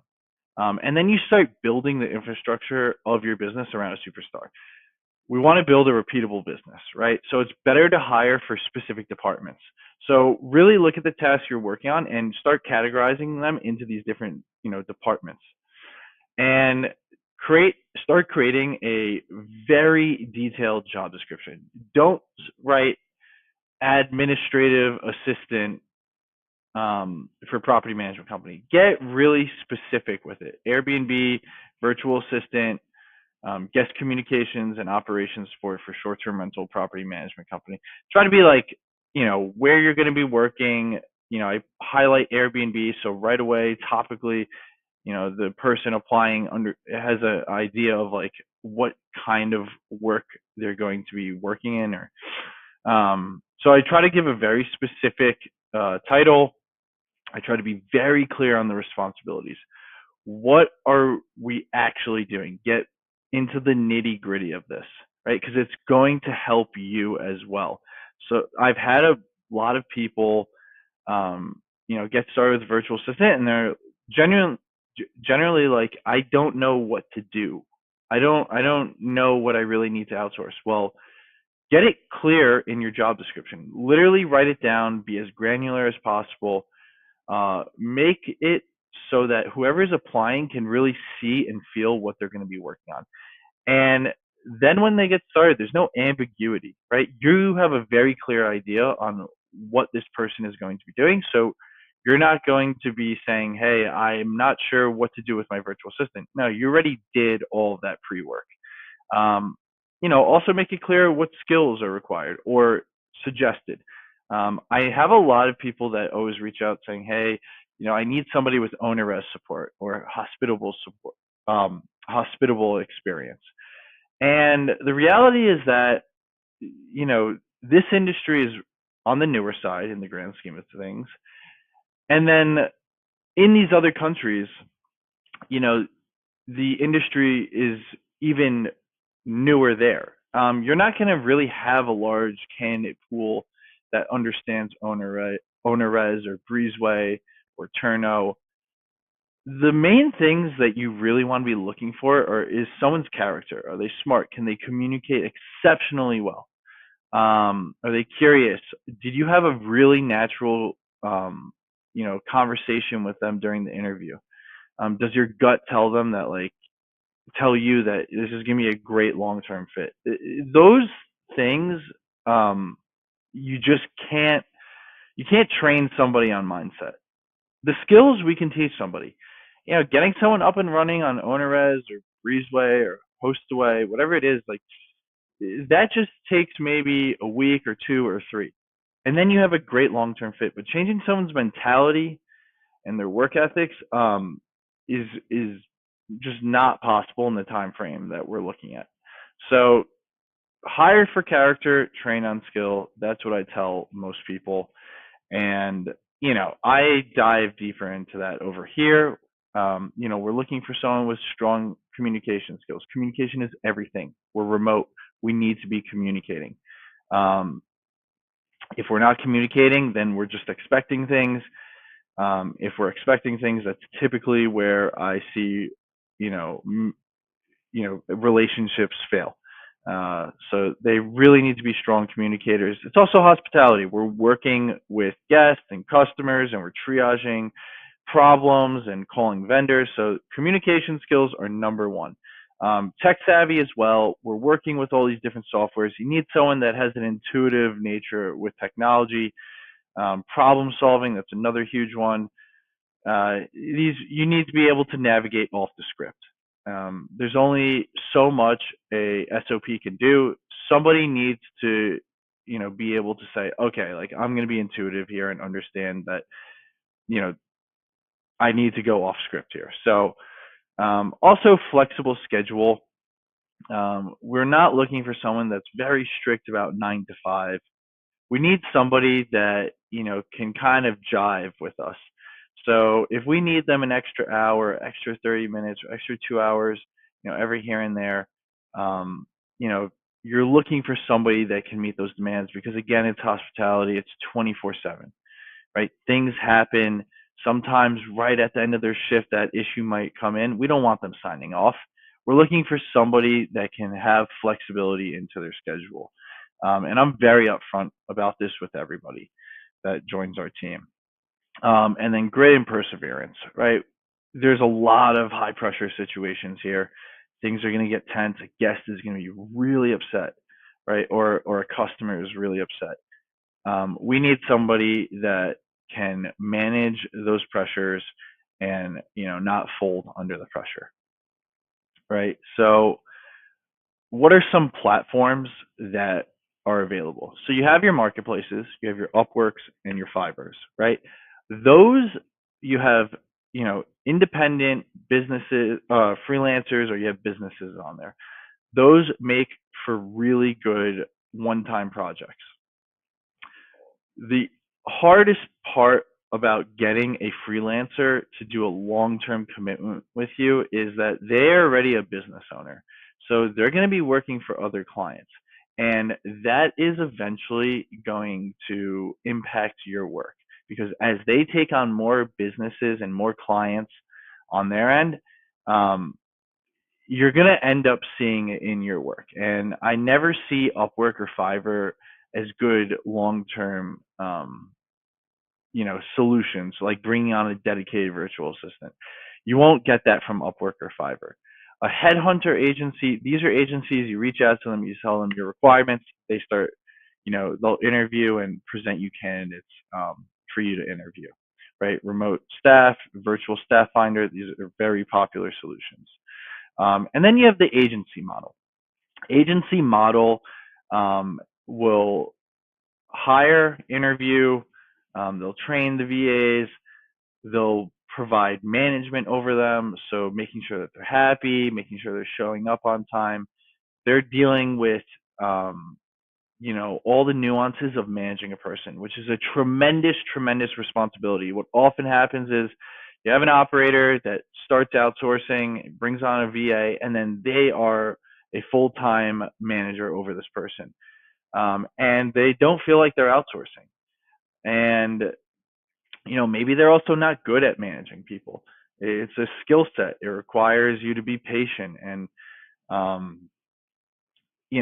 an agency will step in and they will provide you with, a trainer, a supervisor. They have HR to, do team dinners and make sure that employees are happy and they stick for the long term. They understand how to retain people, how to manage delicate situations, right? But the major point here is that when you have an agency, they kind of serve as this middle layer, so that you can really focus on those high value tasks: business development, writing, speaking, going to conferences. And that this agency is responsible for just making sure that those KPIs are hit, that strategy is hit, those that new plan is hit, and you bring up any concerns about the agents to them, and then they actually mediate it and they train the agent. And what ends up happening with a company like us is, you bring on 1, 2, 3, or 4 agents, and then you have you do bookkeeping with us or digital marketing, and we kind of act as the integrator, making sure that all the different teams are rowing in unison. Because then you're stuck doing that. You'll have to, work with all these different departments and, work at the agent level and make sure they're happy. We do that for you. So it's different. Is one better than the other? I think it depends on your brand, your goals, where you are in, your business right now. So, really, if I were to give advice, I would say headhunting agencies and agency models seem to be the best. If you need one-off support, marketplaces are great for that. The next one I want to go over is location, geography. This past year, I went from doing solely Asia outsourcing to now I do Latin America. And I noticed a huge difference. Latin America, we have longer retention rates with agents. we're able to access better quality talent quicker, with less hoops to jump through. The communication skills, we find that we can generally find better, communicators. The time zone alignment is really helpful as well for working together. And then the cultural understanding of, Western culture and the United States makes it feel more natural. I can have someone speak to vendors and our customers and guests, and they understand the undertones of the conversation. And I think that, it's not that really like one place is better than the other. I think it's just different, and you should know when to use one versus the other. I find that Latin America is more expensive, right? I find that it's harder to get people to work weekends. I find that it's harder to get someone to work a graveyard shift. Whereas in Asia, I find it much easier to do those things. It's not as expensive. Latin America, I will sometimes pay 3 times as much for comparable talent in Asia. So they're different. Understand your brand, understand your business goals. Maybe Asia makes more sense now, and then, as your company grows and you need a more customer facing role, Latin America makes sense. But there's good people all over the place. These are just rules of thumb. And I'm always learning, right? I listen to our operators when they say they're having a good experience. I take that seriously. And these are the things that I've noticed. So, interviews, what questions do I ask? How do I assess talent? So here are some of the common things I'm looking for. I ask experience-related questions. Are you familiar with hospitality short-term rentals? Problem-solving questions, right? How would you handle this situation? Technology, I want to just get an understanding of, did you grow up with technology, and do these come easy and natural to you? Availability, do you have a flexible schedule, right? Like, these are the things I need to know. Then, I put, people in these scenarios. What I've done in the past is, I'll make up a scenario of running a ski chalet in France, and how would you handle these different scenarios that come up with the guest? And they oftentimes don't even know what a ski chalet is, and then it's in France, so it's super foreign to them. But I'm able to see their problem-solving capabilities, how creative they are. If I give them feedback, do they actually take that feedback positively and change their response the next go around? These are, things I want to pick up on. Now, with some of the assessments I do, personality test, and then English proficiency test. This, in my opinion, the English proficiency test holds more weight because it shows how educated they are. And typically, when you're educated, you have many other traits of like wanting to be a winner. And also, like I said, we're remote. Like, communication is literally everything. So if someone scores a very high score on this, like, I give them, more precedence. The personality test, I think that's more of an internal thing. Like, will I work well with this person? I know a lot of people say, for this role, you need this personality type. I haven't had that experience.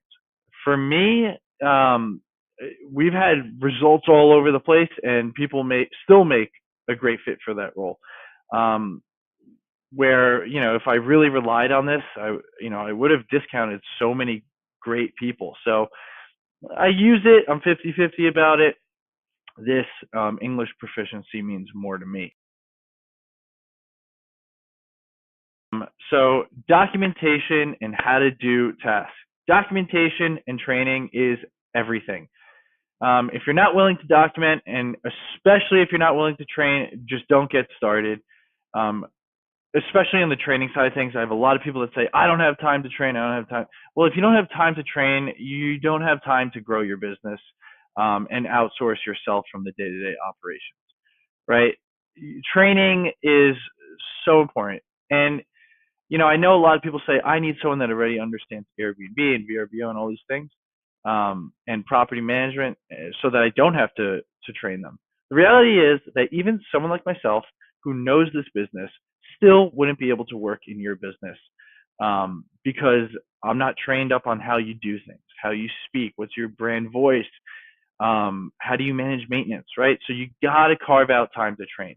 Now with documentation, here are some examples of documentation you can do. To keep it short, what I always recommend is once your VA comes on board, they will start creating the documentation for you. You don't need to create, loads and loads of documents before they come on. You're likely not going to do it. You're already too busy and don't have the time, and that's why you're getting a virtual assistant. I wouldn't expect you to create, a beautiful knowledge base of documentation. It's unrealistic. But what you should do is start creating Loom videos of yourself working. Just like I'm doing this presentation, as I'm going about my day, doing guest comms, managing maintenance, working with vendors, I'm recording myself doing it, and then when the VA comes on board, I'm sending them this. It's a raw, uncut video. It could be 3, 4, 5 hours long. It doesn't matter, but they're getting a gist of how I work or how to do the work. Then they can cut it up. They can start creating the documentation from there, and it's better that they do this because A, it confirms they understand what they're doing, but that they're building it in the perspective of a virtual assistant who will actually be using this.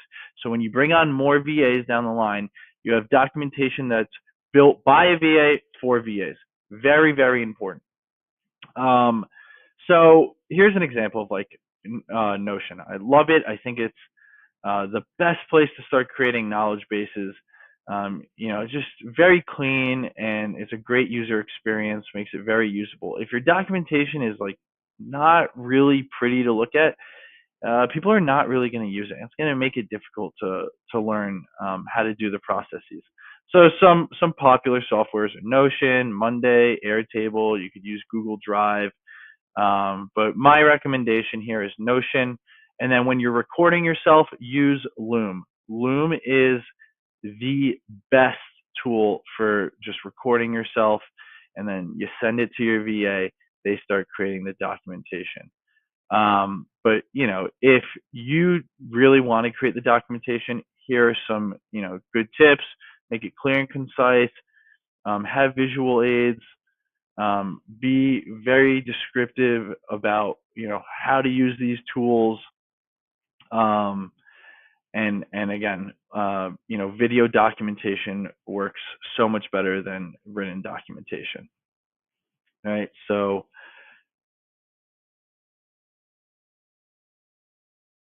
step number 4 here is training and starting to delegate. So, oftentimes people are like, well, where do I start? Start off with the foundational things. This should be intuitive to you. Oftentimes what I see is people starting with the guest communications, working the PMS, getting access to all the logins. And then when someone gets in the PMS, they can review all those conversations, start getting a good idea of the properties. And this is a great place for them to start documenting things, right? There's so much historical information in those conversations about issues that happen. You can get a good idea of the brand voice. So I recommend getting started with guest communications because, that is going to help them in other parts of the business as well. And just understanding your business from a more holistic point of view. So again, I probably don't need to jump into this part as much, some of the training tips, because I went over that in the last section. But yeah, here are some training tips. And then, getting access to systems, logins, right? How do I share passwords, payment information, and other sensitive information? So for password management, recommend LastPass or 1Password, right? You can grant access to specific accounts. Now, payments. I want my VA to order supplies. Well, set up a sub-user in PayPal, or set up a sub-user in Melio, or spin up a virtual card, right? A great platform that I recommend is TopKey. You can spin up these virtual cards, you can grant it X amount of funds and set up approval processes for your virtual assistants. And then, you're not giving them your full bank account, and they can do the job that they need. They could pay vendors, could go order on Amazon, those sort of things. And then the reality is, there's no 100% way to prevent malicious employees from doing malicious things, right? No way. But we take all these different steps to prevent, issues from happening. And what I always recommend is have a contract with them that, makes it really like well known how important security is for you. Because it is so important, and the impacts it can have on your business are huge. If an employee goes rogue because you fired them and they are still logged into your PMS, like they can do a lot of damage to existing reservations, and that can impact your clients as well. So that's another important one that I didn't write in here, but have an offboarding process as well. If someone's not working out, make sure you have you deactivate all their business accounts.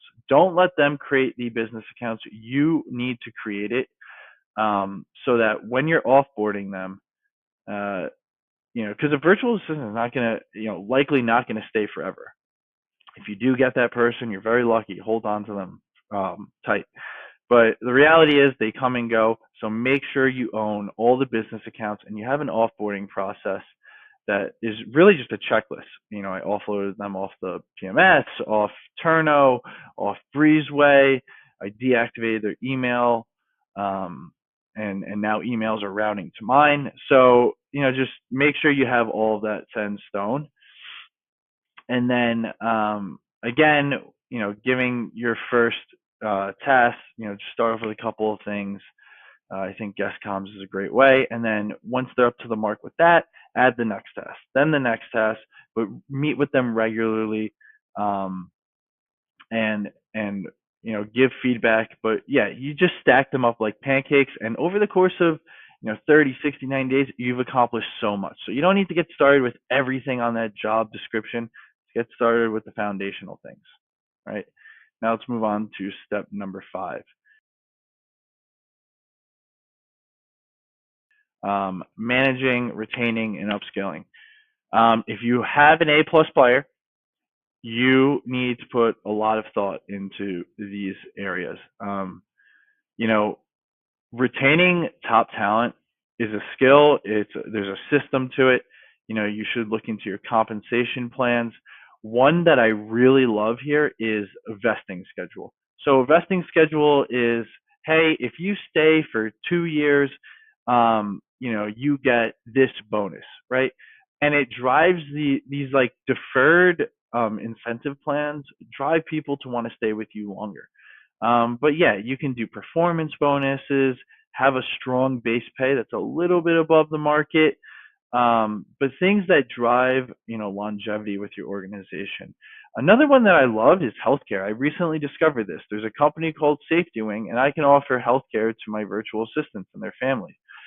A lot of operators aren't doing this, and as remote work becomes more popular, we need ways to, just stay above our competition.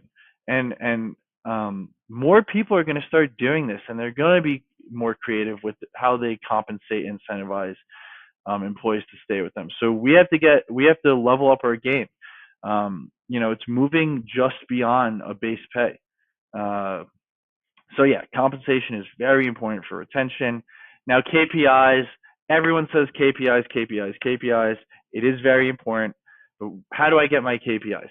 Just look at your job description. It's already very detailed. So just pull the core tasks that you want them to focus on and build KPIs from those. Now I know a lot of our tools don't offer, response times, and a lot of our work is back office. But it's not like the first time you give a KPI, it's going to work out. You're going to learn over time. And as you see their work habits, you'll start understanding like what is a good bar. They'll have good days, they'll have not good days. And, use the good days as a reference point on what success looks like, right? So if you have any questions about KPIs for a specific role, just reach out to me. I've done this loads of times. I can definitely, give good recommendations here. And then company culture and appreciation. You want, aside from the money, people want to feel that they are valued. I've seen it so many times where a VA was at another company and they left strictly because it was a toxic work environment. They didn't feel appreciated. So add this, systematize it into your business. Like, have a point where, every week, at the end of the week, you highlight some of the, you shout out some of your teammates. They love this stuff. They come from, countries where, they're, oftentimes they're almost treated like robots at these other companies. And it's a very churn and burn type of relationship. If you can take the relationship beyond just compensation and people want to work for you and they don't want to let you down, wow. You're going to have stronger retention. You're going to have better results, better productivity. And, you'll be able to delegate more because people, they don't want to let you down. So company culture and appreciation is huge, and building rapport. Systematize building rapport. In those one-on-one calls with them, start off with, hey, are you happy? Like, that is how I do every single call with everybody. I even do it with clients too. And I always say, hey, are you happy? Because people don't ask that. And, I'll have people and VAs like go on a 1 minute, 2 minute tangent about, what's going on in their life. And, but that stuff's important. If you can build rapport with them, that's going to make them want to stay with you over the long run. So you can systematize this. Do a regular check-in daily, or in a bigger one, once a week. Ask them about their family, how, talk about their career growth. Where do you want to be in a year from now, 2 years from now, or 6 months from now? But just, it's a great opportunity for you to understand, like, what's their North Star? Where do they want to go? Maybe it's not everything has to be, I want more money. Maybe they value more flexibility in, in their work schedule. Maybe they want to change in their shift, but there's so much that you can learn in these one-on-one conversations. So, thank you for listening to this. If you have any questions about how to outsource or how to build virtual assistant teams, how to build processes, systems, whatever it is, I study this stuff. I'm a nerd for it. I absolutely love it. Just reach out to me. I'm happy to share everything with you, the entire playbook. I'm a really big believer in free education. It's really how I've made my career. So I'm more than willing to give you the answers to absolutely everything and not hold anything back. But yeah, if you want to interview candidates, if you need bookkeeping support, customer service support, appointment setting and sales, business development, digital marketing support, you need better SEO on your website, whatever it is, just reach out to me. I've been doing this for many years now, and I'm happy to introduce you to people on our team or have you interview some candidates with us. Our team is in Latin America and Asia, and we can definitely help you out. So the best way to reach me is CS Outsource. It's csoutsource.com. You can Google it. My name is Matthew Metros. I'm very active on Facebook, so you can look me up there. And my email is matthew.metros@csoutsource.com. So again, thank you. Appreciate it. All right.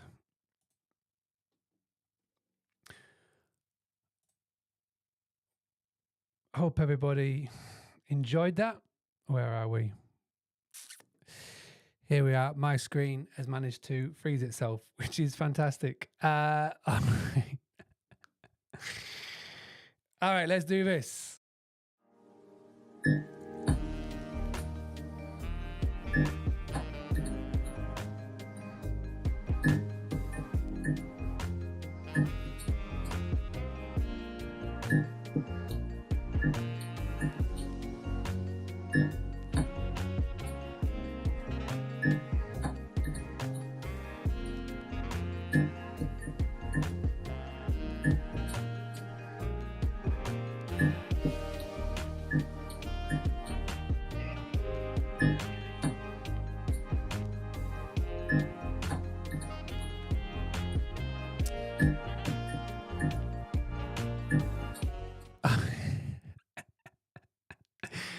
Where is my screen? Why is my screen doing this? All right. I need to figure out how I need to get around this, but I'll be back. If you want my respect, you better put direct. Here are the words in the podcast, that's what comes next. If you want my respect, you better put direct. Here are the words in the podcast, that's what comes next. If you want my...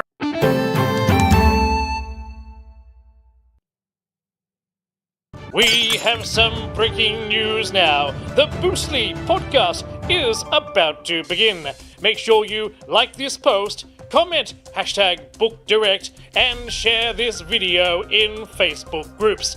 But now, let me hand you over to your host, Mark Simpson.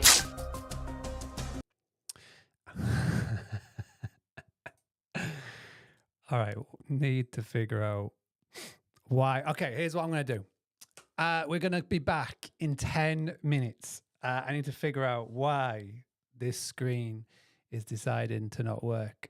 And when we do come back, we will be back with Roast Your Listing Live. And that is going to be with the fantastic Maddie from Mount. It is going to be from Jeff and Jen from Host GPO. And we're going to do Roast Your Listing Live. Now, I really do hope you have appreciated and thoroughly enjoyed everybody's talks.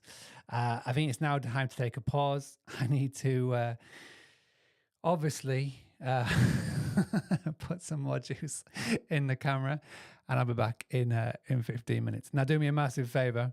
When we go live on this, we needed to go absolutely bananas crazy and get everybody involved. So I need you to invite loads of people into the group. Click on that invite button and all that good stuff. And I will explain what's going to happen tomorrow. So we'll be back in 10 minutes with Roast Your Listing Live. Do not go anywhere.